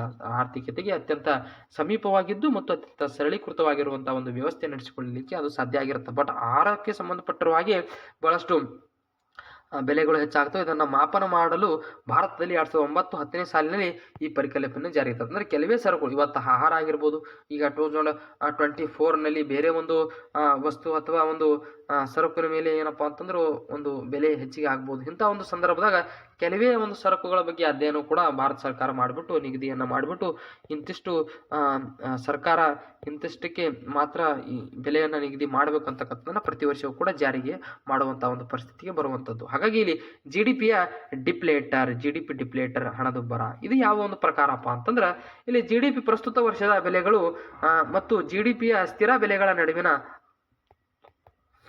ಅನುಪಾತವನ್ನ ಜಿ ಡಿ ಪಿ ಡಿಪ್ಲೇಟರ್ ಅಂತ ಅಂದ್ರೆ ಪ್ರಸ್ತುತ ವರ್ಷದ ಬೆಲೆಗಳು, ಪ್ರಸ್ತುತ ಜಿ ಡಿ ಪಿ ಅಂದ್ರೆ ಗ್ರಾಸ್ ಡೊಮೆಸ್ಟಿಕ್ ಪ್ರಾಡಕ್ಟ್ ಅಂತ ಏನು ಕರಿತೀವಿ, ಜಿ ಡಿ ಪಿಯ ಪ್ರಸ್ತುತ ಬೆಲೆಗಳು ಮತ್ತು ಜಿ ಡಿ ಪಿಯ ಸ್ಥಿರ ಬೆಲೆಗಳು, ಪ್ರಸ್ತುತ ಮತ್ತು ಸ್ಥಿರ ಬೆಲೆಗಳ ನಡುವಿನ ಅನುಪಾತ ಅಂತಕ್ಕಂಥದ್ದನ್ನು ನೋಡ್ತೀವಿ. ಓಕೆನಾ, ಇದನ್ನೇನಂತ ಕರಿತೀವಿ, ಜಿ ಡಿ ಪಿಯ ಡಿಪ್ಲೇಟರ್ ಅಂತಕ್ಕಂಥದ್ದನ್ನ ಕರಿತೀವಿ. ಅಂದ್ರೆ ಬೆಲೆ ಹೆಚ್ಚಳದ ಒಂದು ಉತ್ತಮ ಒಂದು ಪ್ರದರ್ಶನವನ್ನ ಇಲ್ಲಿ ನಾವು ನೋಡಬಹುದು. ಪ್ರದರ್ಶನ ಅಂದ್ರೆ ಕಂಪ್ಲೀಟ್ ಆಗಿ ಮುಂದಿನ ಒಂದು ದಿನಗಳಲ್ಲಿ ಏನಾದರೂ ಬೆಲೆ ಹೆಚ್ಚಿಗೆ ಆಗುವಂತ ಸಾಧ್ಯತೆಗಳು ಏನಾದರೂ ಇದಾವ ಅಥವಾ ಕಡಿಮೆ ಆಗುವಂತ ಸಾಧ್ಯತೆಗಳು ಏನಾದರೂ ಇದಾವ ಅಂತಕ್ಕಂಥದ್ದನ್ನ ನಾವು ಜಿ ಡಿ ಪಿ ಡಿಪ್ಲೇಟರ್ ಮೂಲಕ ಮಾತ್ರ ಆ ಸೂಚಿ, ಅದರ ಮುಂದಿನ ಒಂದು ಸೂಚಿಯನ್ನು ನೋಡ್ಲಿಕ್ಕೆ ಸಾಧ್ಯ ಆಗುವಂಥದ್ದು. ಓಕೆನಾ, ಹಾಗಾದ್ರೆ ನಾವು ಇಲ್ಲಿ ಫಿಲಿಪ್ಸ್ ರೇಖೆ ಅಂತಕ್ಕಂಥ ನಾನು ಈಗಾಗಲೇ ಹೇಳಿದ ಹಾಗೆ ಇಲ್ಲಿ ಬಹಳಷ್ಟು ಇಂಪಾರ್ಟೆಂಟ್ ಆಗಿರುವಂಥದ್ದು ಹಣದುಬ್ಬರದಲ್ಲಿ ಫಿಲಿಪ್ಸ್ ರೇಖೆ ಅಂತಕ್ಕಂಥದ್ದನ್ನ ಡಿಸ್ಕಷನ್ ಮಾಡ್ತೀವಿ ಅಂತ ಹೇಳಿದೆ. ಓಕೆನಾ, ಹಾಗಾದ್ರೆ ಫಿಲಿಪ್ಸ್ ರೇಖೆ ಬಗ್ಗೆ ನೋಡೋದಾದ್ರೆ ಫಿಲಿಪ್ಸ್ ರೇಖೆಯ ಪ್ರಕಾರ ಹಣದುಬ್ಬರದ ದರ ಹೆಚ್ಚಳವಾದಂತೆ ನಿರುದ್ಯೋಗ ದರವು ಕಡಿಮೆ ಆಗುತ್ತದೆ. ಹಾಗೆ ಹಣದುಬ್ಬರ ದರ ಕಡಿಮೆಯಾದಂತೆ ನಿರುದ್ಯೋಗ ದರವು ಹೆಚ್ಚಳವಾಗ್ತದೆ ಎಂದು ತಿಳಿಸುವಂತಹ ಒಂದು ರೇಖೆ ಯಾವುದಪ್ಪ ಅಂತಂದ್ರೆ ಫಿಲಿಪ್ಸ್ ರೇಖೆ ಅಂತಕ್ಕಂಥದ್ದು. ಫಿಲಿಪ್ಸ್ ರೇಖೆಯು ನಿರುದ್ಯೋಗ ದರ ಮತ್ತು ಹಣದುಬ್ಬರ ದರಗಳ ನಡುವಿನ ವಿರುದ್ಧ ಸಂಬಂಧವನ್ನು ತಿಳಿಸ್ತದೆ. ಇದನ್ನ ಎ.ಡಬ್ಲ್ಯೂ. ಫಿಲಿಪ್ಸ್ ರವರು 1950ರಲ್ಲಿ ಅಭಿವೃದ್ಧಿಯನ್ನು ಪಡಿಸ್ತಾರೆ. ಹಣದುಬ್ಬರ ದರ ಮತ್ತು ನಿರುದ್ಯೋಗ ದರಗಳ ನಡುವಿನ ಸಂಬಂಧವನ್ನು ರೇಖಾಚಿತ್ರದ ಮೂಲಕ ನಿರೂಪಿಸಬಹುದು. ಫಿಲಿಪ್ಸ್ ರೇಖೆ ಅಂತಕ್ಕಂಥದ್ದು ಯಾವ ರೀತಿ ಇದೆ ಅಂದ್ರೆ ಇದೇ ನೋಡಿ, ಫಿಲಿಪ್ಸ್ ರೇಖೆ ಅಂತಕ್ಕಂಥದ್ದು. ಏನಿದು ಫಿಲಿಪ್ಸ್ ರೇಖೆ ಅಂದ್ರೆ ಫಿಲಿಪ್ಸ್ ಕರ್ವ್ ಅಂತಕ್ಕಂಥದ್ದು ನಾವು ಇಂಗ್ಲಿಷ್ನಲ್ಲಿ ಕರಿತಾ ಹೋಗ್ತೀವಿ. 0x and y. ಇಲ್ಲಿ ನಿರುದ್ಯೋಗದ ದರವನ್ನ ಇಲ್ಲಿ ನೋಡೋದಾದ್ರೆ ಇಲ್ಲಿ ಹಣದುಬ್ಬರ ದರವನ್ನ ನೋಡ್ತಾ ಹೋಗ್ತೀವಿ.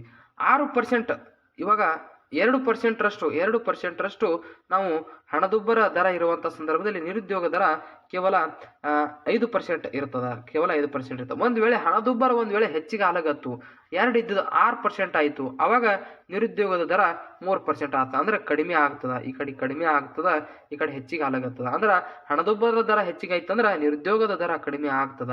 ಇದನ್ನ ಏನಂತ ಕರಿತೀವಿ ಅಂದ್ರೆ ಫಿಲಿಪ್ಸ್ ರೇಖೆ ಅಂತಕ್ಕಂಥದ್ದನ್ನ ಕರಿತೀವಿ ಅಂತಕ್ಕಂಥ ತಮಗೆ ಗೊತ್ತಿರಲಿ. ಓಕೆನಾ, ಈ ರೀತಿಯಾಗಿ ಫಿಲಿಪ್ಸ್ ಕರ್ವ್ ಏನು ಮಾಡುತ್ತಂದ್ರೆ ಹಣದುಬ್ಬರ ಮತ್ತು ನಿರುದ್ಯೋಗ ದರದ ನಡುವಿನ ಒಂದು ವ್ಯತ್ಯಾಸವನ್ನ ನಮಗೆ ಕಂಡುಕೊಳ್ಳಲಿಕ್ಕೆ ಸಾಧ್ಯ ಆಗ್ತದ. ಫಿಲಿಪ್ಸ್ ರೇಖೆ ಬಗ್ಗೆ ಈಗಾಗಲೇ ಪ್ರಶ್ನೆ ಬಂದಿದೆ. ಓಕೆನಾ, ಯಾವ ಒಂದು ವಿಚಾರದ ಬಗ್ಗೆ ಫಿಲಿಪ್ಸ್ ರೇಖೆ ಒಂದು ವಿವರಣೆಯನ್ನ ನೀಡ್ತದ ಅಂತಕ್ಕಂಥ ವಿಚಾರದ ಬಗ್ಗೆ. ಓಕೆನಾ, ಹಣದುಬ್ಬರದ ಪರಿಣಾಮಗಳು ಏನೇನಾಗ್ತವ, ಹಣದುಬ್ಬರ ಮೇಲೆ ಆರ್ಥಿಕ ಮೇಲೆ ಯಾವ ರೀತಿ ಪರಿಣಾಮ ಬೀರ್ತದೆ ಅಂತ ಪ್ರಮುಖ ಸನ್ನಿವೇಶಗಳನ್ನು ನಾನು ನೋಡೋದಾದ್ರೆ ಸಾಲಿಗರು ಮತ್ತು ಸಾಲಗಾರರು, ಕ್ರೆಡಿಟರ್ಸ್ ಅಂಡ್ ಡೆಬಿಟರ್ಸ್.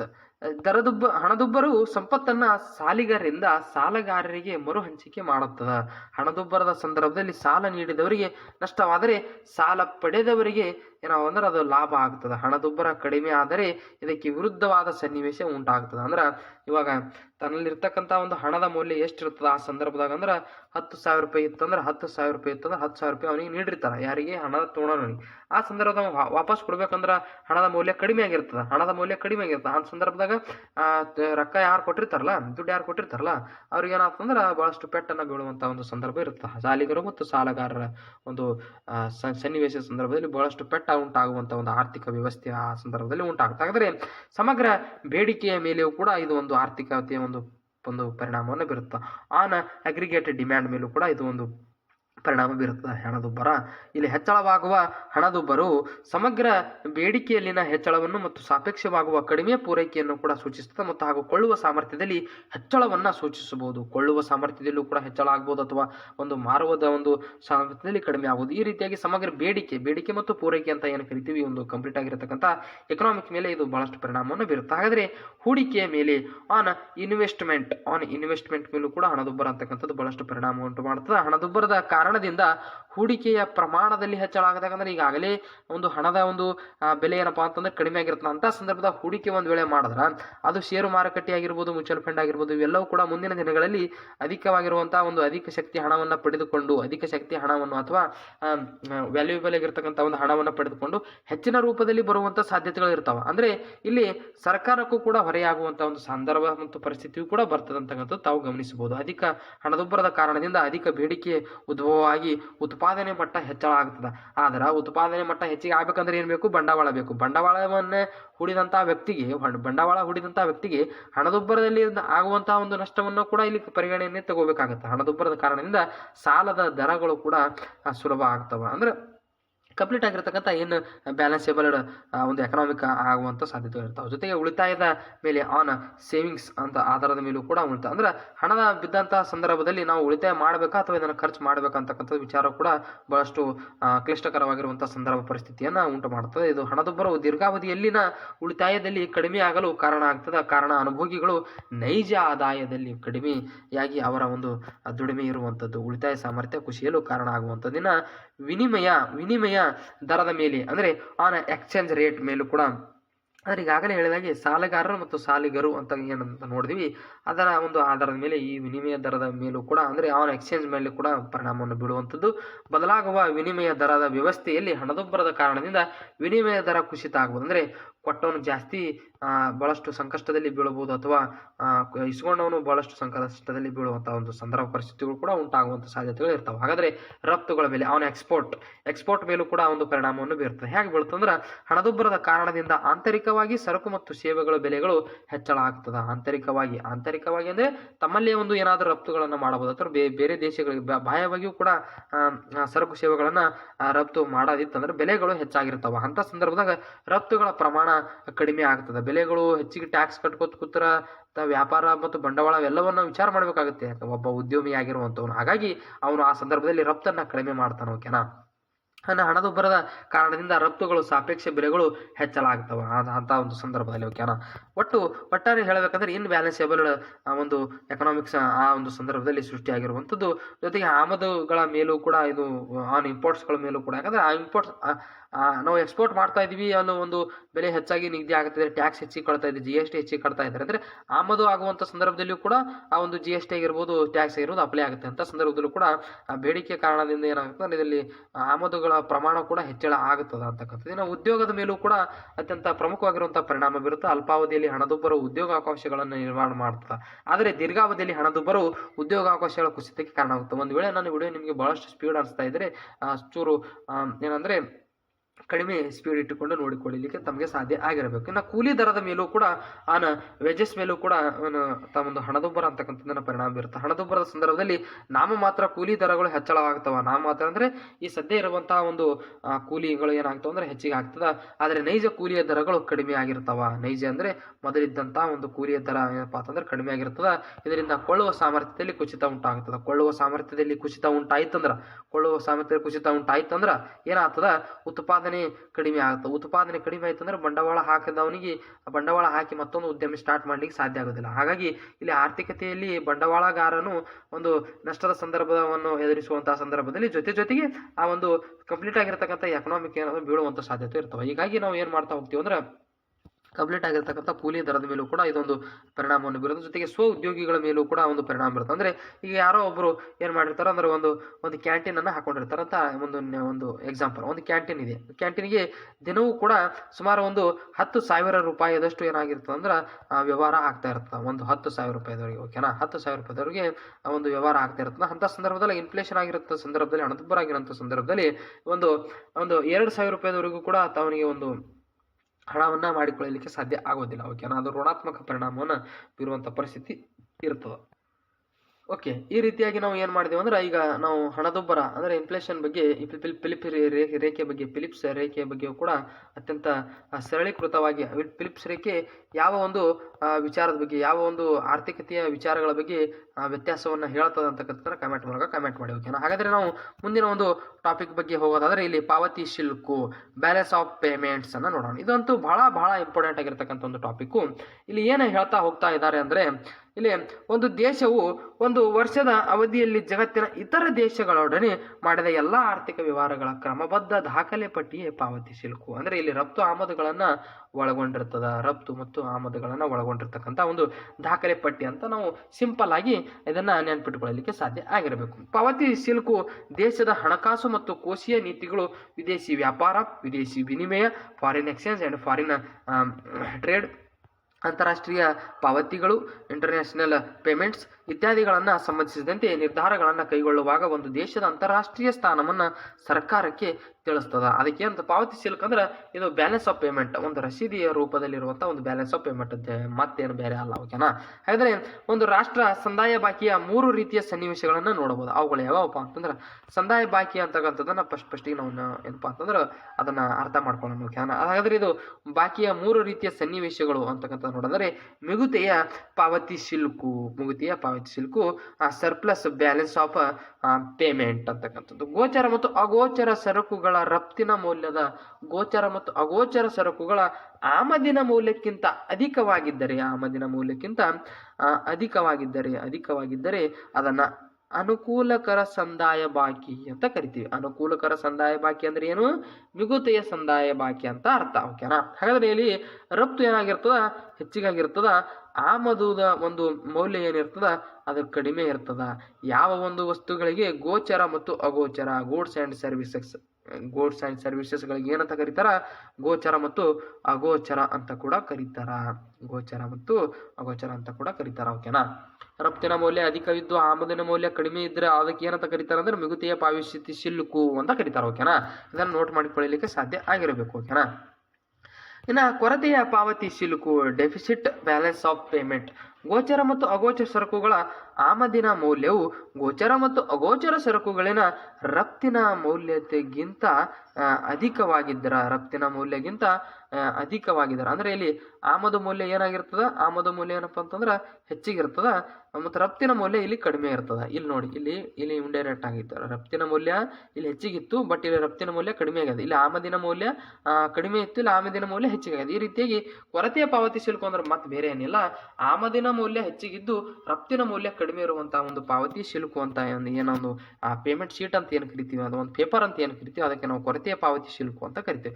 ಇವೆಲ್ಲವೂ ಕೂಡ ಎಕ್ಸ್ಚೇಂಜ್ಗೆ ಸಂಬಂಧಪಟ್ಟಿರ್ತಕ್ಕಂಥ ಒಂದು ವಿಚಾರಗಳಾದರೆ, ಸಮತೋಲಿತ ಪಾವತಿ ಶಿಲ್ಕು ಅಂದ್ರೆ ಬ್ಯಾಲೆನ್ಸ್ ಆಫ್ ಪೇಮೆಂಟ್ ಅಂದ್ರೆ ಏನಂದ್ರೆ, ಗೋಚರ ಮತ್ತು ಅಗೋಚರ ಸರಕುಗಳ ರಫ್ತಿನ ಮೌಲ್ಯವು ಗೋಚರ ಮತ್ತು ಅಗೋಚರ ಸರಕುಗಳ ಆಮದಿನ ಮೌಲ್ಯಕ್ಕೆ ಸಮನಾಗಿರ್ತದ. ಆಮದಿನ ಮೌಲ್ಯಕ್ಕೆ ಏನಪ್ಪಾ ಅಂತಂದ್ರೆ ಇದು ಸಮ ಆಗಿರ್ತದ. ಯಾವುದು? ಸಮತೋಲಿತ ಪಾವತಿ ಶಿಲ್ಕು ಅಂದ್ರೆ ಸಮವಾಗಿರ್ತದೆ. ಯಾವುದೇ ರೀತಿಯ ಆಮದು ಮತ್ತು ರಫ್ತಿನ ಸುಂಕದಲ್ಲಿ ವ್ಯತ್ಯಾಸಗಳು ಇರುವುದಿಲ್ಲ. ಜೊತೆಗೆ ಇದು ಸಮತೋಲನೆಯನ್ನ, ಆರ್ಥಿಕತೆಯಲ್ಲಿ ಸಮತೋಲನ ತಂದು ಕೊಡುತ್ತದೆ. ಇಂಥ ಒಂದು ಆರ್ಥಿಕತೆಯಲ್ಲಿ ರಫ್ತು ಮತ್ತು ಆಮದಿನ ಸಮತೋಲನ ಇದ್ದಂತ ಸಂದರ್ಭದಲ್ಲಿ ಇದನ್ನ ಮುಕ್ತ ಅರ್ಥ ವ್ಯವಸ್ಥೆ ಅಂತ ಕೂಡ ಕರೀತಾರ. ಮುಕ್ತ ಅರ್ಥ ವ್ಯವಸ್ಥೆ ಅಂತಾನು ಕೂಡ ಕರೀತಾರ. ಯಾವಾಗ ರಫ್ತು ಮತ್ತು ಆಮದಿನ ಮೌಲ್ಯ ಸಮತೋಲನವಾಗಿರ್ತಾವ ಅಂತ ಸಂದರ್ಭದಲ್ಲಿ ಮುಕ್ತ ಆರ್ಥಿಕ ವ್ಯವಸ್ಥೆ ಅಂತ ಕರೀತಾರ. ಜೊತೆಗೆ ಇದನ್ನು ಓಪನ್ ಎಕನಾಮಿಕ್ ಅಂತ ಕರೀಲಿಕ್ಕೆ ಸಾಧ್ಯ ಇದೆ ಅಂತಕ್ಕಂಥದ್ದು. ಈ ರೀತಿಯ ಒಂದು ಎಕನಾಮಿಕ್ ಇದ್ದರೆ ಎಲ್ಲ ದೇಶದಲ್ಲಿಯೂ ಇರುವಂಥ ಸ್ಥಳವನ್ನು ಬಿಟ್ಟು ಇರುವಂಥ ಉದ್ಯಮಗಳು ಬೇರೆ ಒಂದು ಸ್ಥಳದಲ್ಲಿಯೂ ಕೂಡ ಉದ್ಯಮವನ್ನು ಸೃಷ್ಟಿಸಿಕೊಂಡು ತಮ್ಮ ಶಾಖೆಯನ್ನು ಸೃಷ್ಟಿಸಿಕೊಂಡು ಆ ಒಂದು ಎಕನಾಮಿಕನ್ನು ಡೆವಲಪ್ ಮಾಡಿಕೊಳ್ಳಲಿಕ್ಕೆ ಇಲ್ಲಿ ಸಾಧ್ಯ ಆಗುವಂಥ ವ್ಯವಸ್ಥೆಗಳು ಈ ಒಂದು ಸಮತೋಲಿತ ಪಾವತಿ ಶುಲ್ಕಿನ ಒಂದು ವ್ಯವಸ್ಥೆಯಲ್ಲಿ ನಾವು ಕಾಣಲಿಕ್ಕೆ ಸಾಧ್ಯ ಇದೆ ಅಂತಕ್ಕಂಥ ವಿಚಾರವನ್ನು ಹೇಳಿದ್ರೆ, ಪಾವತಿ ಶುಲ್ಕನ ಯಾವ ರೀತಿ ರಚನೆ ಆಗ್ತದೆ ಅಂತಕ್ಕಂಥ ವಿಚಾರವನ್ನು ನೋಡೋದಾದ್ರೆ, ಬಹುಶಃ ನಿಮಗೆ 3 ಹೇಳಿರ್ತಕ್ಕಂಥ ಒಂದು ಎಕ್ಸಾಂಪಲ್ಗಳಾಗಿರ್ಬೋದು ಮತ್ತು ವಿಧಗಳು ಅರ್ಥ ಆಗಿದೆ ಅಂತ ಭಾವಿಸ್ತಾ, ಪಾವತಿ ಶುಲ್ಕಿನ ರಚನೆ ಯಾವ ರೀತಿ ಆಗಿರ್ತದೆ ಅಂತಕ್ಕಂಥದ್ದು ನೋಡೋದಾದ್ರೆ, structure of balance of payment ಅಂತಕ್ಕಂಥದ್ದು.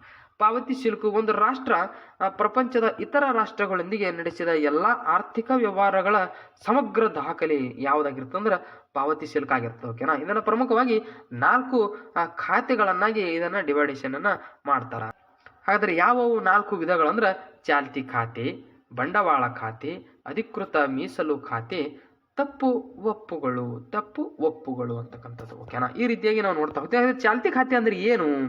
ಪಾವತಿ ಶುಲ್ಕು ಚಾಲ್ತಿ ಖಾತೆಯಲ್ಲಿ ಸರಕು ಮತ್ತು ಸೇವೆಗಳು ಹಾಗೂ ವರ್ಗಾವಣೆಯ ಒಂದು ಪಾವತಿಗಳು, ಆಮದು ಹಾಗೂ ರಫ್ತನ್ನು ದಾಖಲಿಸ್ತದೆ. ಚಾಲ್ತಿ ಖಾತೆಯಲ್ಲಿ 3 ವಿಭಾಗಗಳದಾವೆ. ಯಾವ್ಯಾವ ಚಾಲ್ತಿ ಖಾತೆ ಅಂದರೆ ವ್ಯಾಪಾರ ಖಾತೆ, ಸೇವೆಗಳ ಖಾತೆ ಮತ್ತು ವರ್ಗಾವಣೆ ಪಾವತಿಗಳು. ಹಾಗಾದರೆ ನಾವು ಈ ಒಂದು 3 ವಿಧಗಳನ್ನು ಅರ್ಥ ಮಾಡಿಕೊಳ್ಳುವುದರ ಜೊತೆಗೆ ಚಾಲ್ತಿ ಖಾತೆ ಅಂದರೆ ಏನು ಅಂತಕ್ಕಂಥದ್ದನ್ನು ಅರ್ಥ ಮಾಡ್ಕೊಳ್ಳೋಣ. ಇಲ್ಲಿ ವ್ಯಾಪಾರ ಖಾತೆ ಅಂದರೆ ಏನಂತ ಕೊಟ್ಟರೆ ಅಂದರೆ, ಈ ಖಾತೆಯಲ್ಲಿ ಸರಕುಗಳ ವ್ಯವಹಾರಗಳನ್ನು ದಾಖಲಿಸಲಾಗ್ತದೆ. ಸರಕುಗಳ ವ್ಯವಹಾರಗಳನ್ನು, ನಾಟ್ ಸೇವಿಂಗ್ಸ್, ಸೇವೆಗಳು, ಬರೀ ಸರಕುಗಳು. ಅಂದರೆ ಇದು ಗೋಚರ ಸರಕುಗಳ ಆಮದು ಮತ್ತು ರಫ್ತುಗಳ ಮೌಲ್ಯವನ್ನು ಒಳಗೊಂಡಿರುವಂಥದ್ದು. ಗೋಚರ ಸರಕುಗಳು, ನಾಟ್ ಅಗೋಚರ, ಅಂದರೆ ಸೇವೆಗಳು ಇಲ್ಲಿ ಬರೋದಿಲ್ಲ. ಬರೀ ನಾವು ಮುಟ್ಲಿಕ್ಕೆ ಮತ್ತು ನೋಡಲಿಕ್ಕೆ ಸಾಧ್ಯ ಆಗಿರುವಂಥ ಸರಕುಗಳ ವ್ಯವಹಾರಗಳನ್ನು ಮಾತ್ರ ಇಲ್ಲಿ ವ್ಯಾಪಾರ ಖಾತೆಯಲ್ಲಿ ಇಲ್ಲಿ ನಾವು ನಿಗದಿಯನ್ನು ಮಾಡಿ ಅಂದಾಜನ್ನು ಮಾಡುವಂಥದ್ದು. ಓಕೆನಾ. ಹಾಗಾದರೆ ಸೇವೆಗಳ ಖಾತೆ ಇಲ್ಲಿ ಬತ್ತು ನೋಡಿ. ಸೇವೆಗಳ ಖಾತೆಯು ವಿದೇಶಗಳಲ್ಲಿ ನೀಡಿದ ಸೇವೆಗಳಿಂದ ಗಳಿಕೆ ಮತ್ತು ವಿದೇಶಿಯರು ನಮ್ಮ ದೇಶದಲ್ಲಿ ನೀಡಿದ ಸೇವೆಗೆ ಮಾಡಿದ ಪಾವತಿಗಳನ್ನು ದಾಖಲೆ ಮಾಡೋದು. ಅಂದರೆ ಬಾರೋವಿಂಗ್ ನಮ್ಮಲ್ಲಿರ್ತಕ್ಕಂಥದ್ದು, ಭಾರತ ದೇಶದಲ್ಲಿ ಇರ್ತಕ್ಕಂಥದ್ದು ಅಥವಾ ಬೇರೆ ದೇಶದವರು ನಮ್ಮಲ್ಲಿ ಬಂದು ಮಾಡಿರ್ತಕ್ಕಂಥ ಸೇವೆಗಳಾಗಿರ್ಬೋದು. ಓಕೆನಾ. ಇವೆಲ್ಲವೂ ಕೂಡ ಒಳಗೊಂಡು ನಾವು ಏನಂತ ಕರಿತೀವಿ ಅಂದ್ರೆ ಸೇವೆಗಳ ಖಾತೆ, ಪಾವತಿಗಳನ್ನು ದಾಖಲೆ ಮಾಡುವಂಥದ್ದಕ್ಕೆ ನಾವು ಸೇವೆಗಳ ಖಾತೆ ಅಂತ ಕರಿತೀವಿ. ಅದು ಬ್ಯಾಂಕಿಂಗ್ ಆಗಿರ್ಬೋದು, ವಿಮೆ ಆಗಿರ್ಬೋದು, ಸಾರಿಗೆ ಆಗಿರ್ಬೋದು, ಪ್ರವಾಸೋದ್ಯಮ ಆಗಿರ್ಬೋದು ಇತ್ಯಾದಿ, ಮತ್ತು ವಿದೇಶಿ ಹೂಡಿಕೆಯ ಆಯತಗಳಾಗಿರುವ ಬಡ್ಡಿ, ಲಾಭಾಂಶ ಮತ್ತು ವಿದೇಶಿ ಹೂಡಿಕೆಯ ಮೇಲಿನ ಲಾಭಗಳು ಇತ್ಯಾದಿ ಎಲ್ಲ ಸೇವೆಗಳು ಹಾಗೂ ಮಾಡಲಾದ ಪಾವತಿ ಮತ್ತು ಗಳಿಕೆಯನ್ನು ಒಳಗೊಂಡಿರುವಂಥದ್ದು.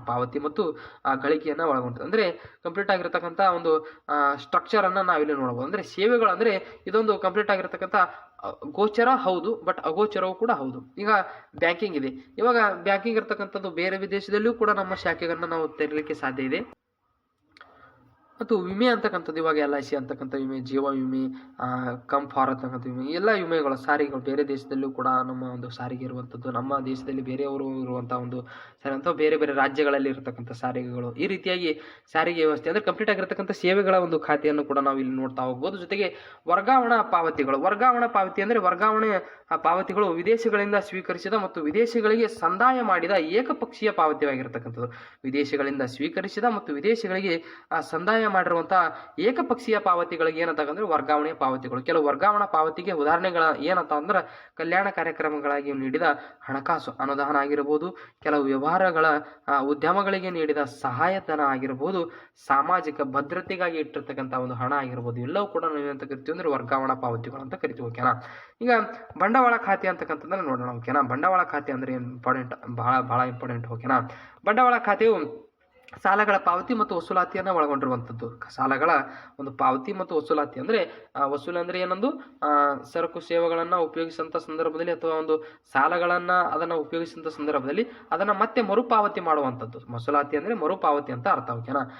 ಈ ಖಾತೆಯಲ್ಲಿ ಸಾಲಗಳ ನೀಡಿಕೆ ಮತ್ತು ಪಡೆಯುವಿಕೆ, ಸಾಲಗಳ ಮರುಪಾವತಿ ಮತ್ತು ವಿದೇಶಗಳಿಂದ ಆಸ್ತಿಗಳನ್ನು ಕೊಂಡುಕೊಳ್ಳುವ ಮತ್ತು ಮಾರಾಟ ಮಾಡುವುದು ಮುಂತಾದ ಬಂಡವಾಳ ವ್ಯವಹಾರ ದಾಖಲನ್ನು ಇಲ್ಲಿ ಏನಪ್ಪಾ ಅಂತಂದ್ರೆ ಒಳಗೊಂಡಿರುವಂಥದ್ದು. ಓಕೆನಾ. ಈ ರೀತಿಯಾಗಿ ನಾವು ಇಲ್ಲಿ ನೋಡ್ತಾ ಹೋದ್ರೆ ಬಂಡವಾಳ ವ್ಯವಹಾರಗಳ ಜಮಾ ಮತ್ತು ಖರ್ಚುಗಳಲ್ಲಿಯೂ ಕೂಡ ಸಹ ಇದು ಕಂಡು ಬರುವಂಥದ್ದು. ಓಕೆನಾ. ಈ ರೀತಿಯಾಗಿ ಬಂಡವಾಳ ಖಾತೆಯು ಒಂದು ಕಂಪ್ಲೀಟ್ ಆಗಿರತಕ್ಕಂಥ ಪಾವತಿಗಳ ವಸೂಲಾತಿ ಮತ್ತು ಮರುಪಾವತಿ ಅಂದರೆ ಕಂಪ್ಲೀಟ್ ಆಗಿರ್ತಕ್ಕ ಮತ್ತೆ ರಿಟರ್ನ್ ಪಾವತಿ ಆಗುವಂಥ ಒಂದು ಸಂಪೂರ್ಣವಾಗಿರುವಂಥ ಒಂದು ಸ್ಟ್ರಕ್ಚರನ್ನು ಒಳಗೊಂಡಿರುವಂಥದ್ದು. ಹಾಗಾದರೆ ಈ ರೀತಿಯಾಗಿ ನಾವು ಏನು ನೋಡ್ತೀವಿ ಅಂದರೆ ಒಂದು ಹಣದುಬ್ಬರದ ವಿಚಾರಗಳು ಫಿಲಿಪ್ಸ್ ರೇಖೆ ಆಗಿರ್ಬೋದು, ಜೊತೆಗೆ ಪಾವತಿ ಶುಲ್ಕ ಆಗಿರ್ಬೋದು, ಇವೆಲ್ಲವೂ ಕೂಡ ಒಂದು ಬಹಳಷ್ಟು ಇಂಪಾರ್ಟೆಂಟ್ ಆಗಿರ್ತಕ್ಕಂಥ ಒಂದು ಟಾಪಿಕ್ಗಳಾಗಿರ್ಬೋದು. ಇವುಗಳ ಬಗ್ಗೆ ತಾವು ನೋಟ್ ಮಾಡಿಕೊಳ್ಳಲಿಕ್ಕೆ ಸಾಧ್ಯ ಇರುವ ಅತಿ ಹೆಚ್ಚಿನ ಒಂದು ಮಾಹಿತಿಯನ್ನು ಕೂಡ ನಮ್ಮ ಒಂದು ಟೆಲಿಗ್ರಾಮ್ನಲ್ಲಿ ಕೂಡ ಶೇರ್ ಮಾಡಿರ್ತಕ್ಕಂಥ ಈ PDF ಬಗ್ಗೆ ಸಂಪೂರ್ಣವಾಗಿರುವಂಥ ವಿಚಾರಗಳನ್ನು. ಇನ್ನು ನಮ್ಮ ಒಂದು ಮುಂದಿನ ಟಾಪಿಕನ್ನು ನಾವು ಈ ಸದ್ಯಕ್ಕೆ ಏನಪ್ಪ ಅಂತಂದರೆ ಡಿಸ್ಕಷನ್ ಮಾಡೋಣ. ಭಾಳಷ್ಟು ಹಲವು ಟಾಪಿಕ್ಗಳಿದ್ದಾವೆ. IMF ಇರ್ಬೋದು, ವಿಶ್ವ ಬ್ಯಾಂಕ್ ಇರ್ಬೋದು, ADB ಇರ್ಬೋದು, WTO, ಬ್ರಿಕ್ಸ್, ಜಿಮ್ಸ್ಟೆಕ್, ಎಲ್ಲ ಹಲವು ಟಾಪಿಕ್ಸ್ಗಳನ್ನು ನಾವು ಡಿಸ್ಕಷನ್ ಮಾಡ್ತಾ ಹೋಗ್ತೀವಿ. ತಮಗೆ ತಾಳ್ಮೆ ಅಂತಕ್ಕಂಥದ್ದು ಭಾಳಷ್ಟು ಬೇಕಾಗುತ್ತೆ. ಓಕೆನಾ? ನಮ್ಮ ಮುಂದಿನ ಒಂದು ಟಾಪಿಕ್ ಯಾವುದಂದರೆ ಅದನ್ನು ಸ್ಟಾರ್ಟ್ ಮಾಡೋಣ. ನಮ್ಮ ಮುಂದಿನ ಟಾಪಿಕ್ ಭಾಳಷ್ಟು ಇಂಪಾರ್ಟೆಂಟ್ ಆಗಿರ್ತಕ್ಕಂಥದ್ದು. ಹಾಗಾದರೆ ಅದನ್ನು ಸ್ಟಾರ್ಟ್ ಮಾಡೋಣ.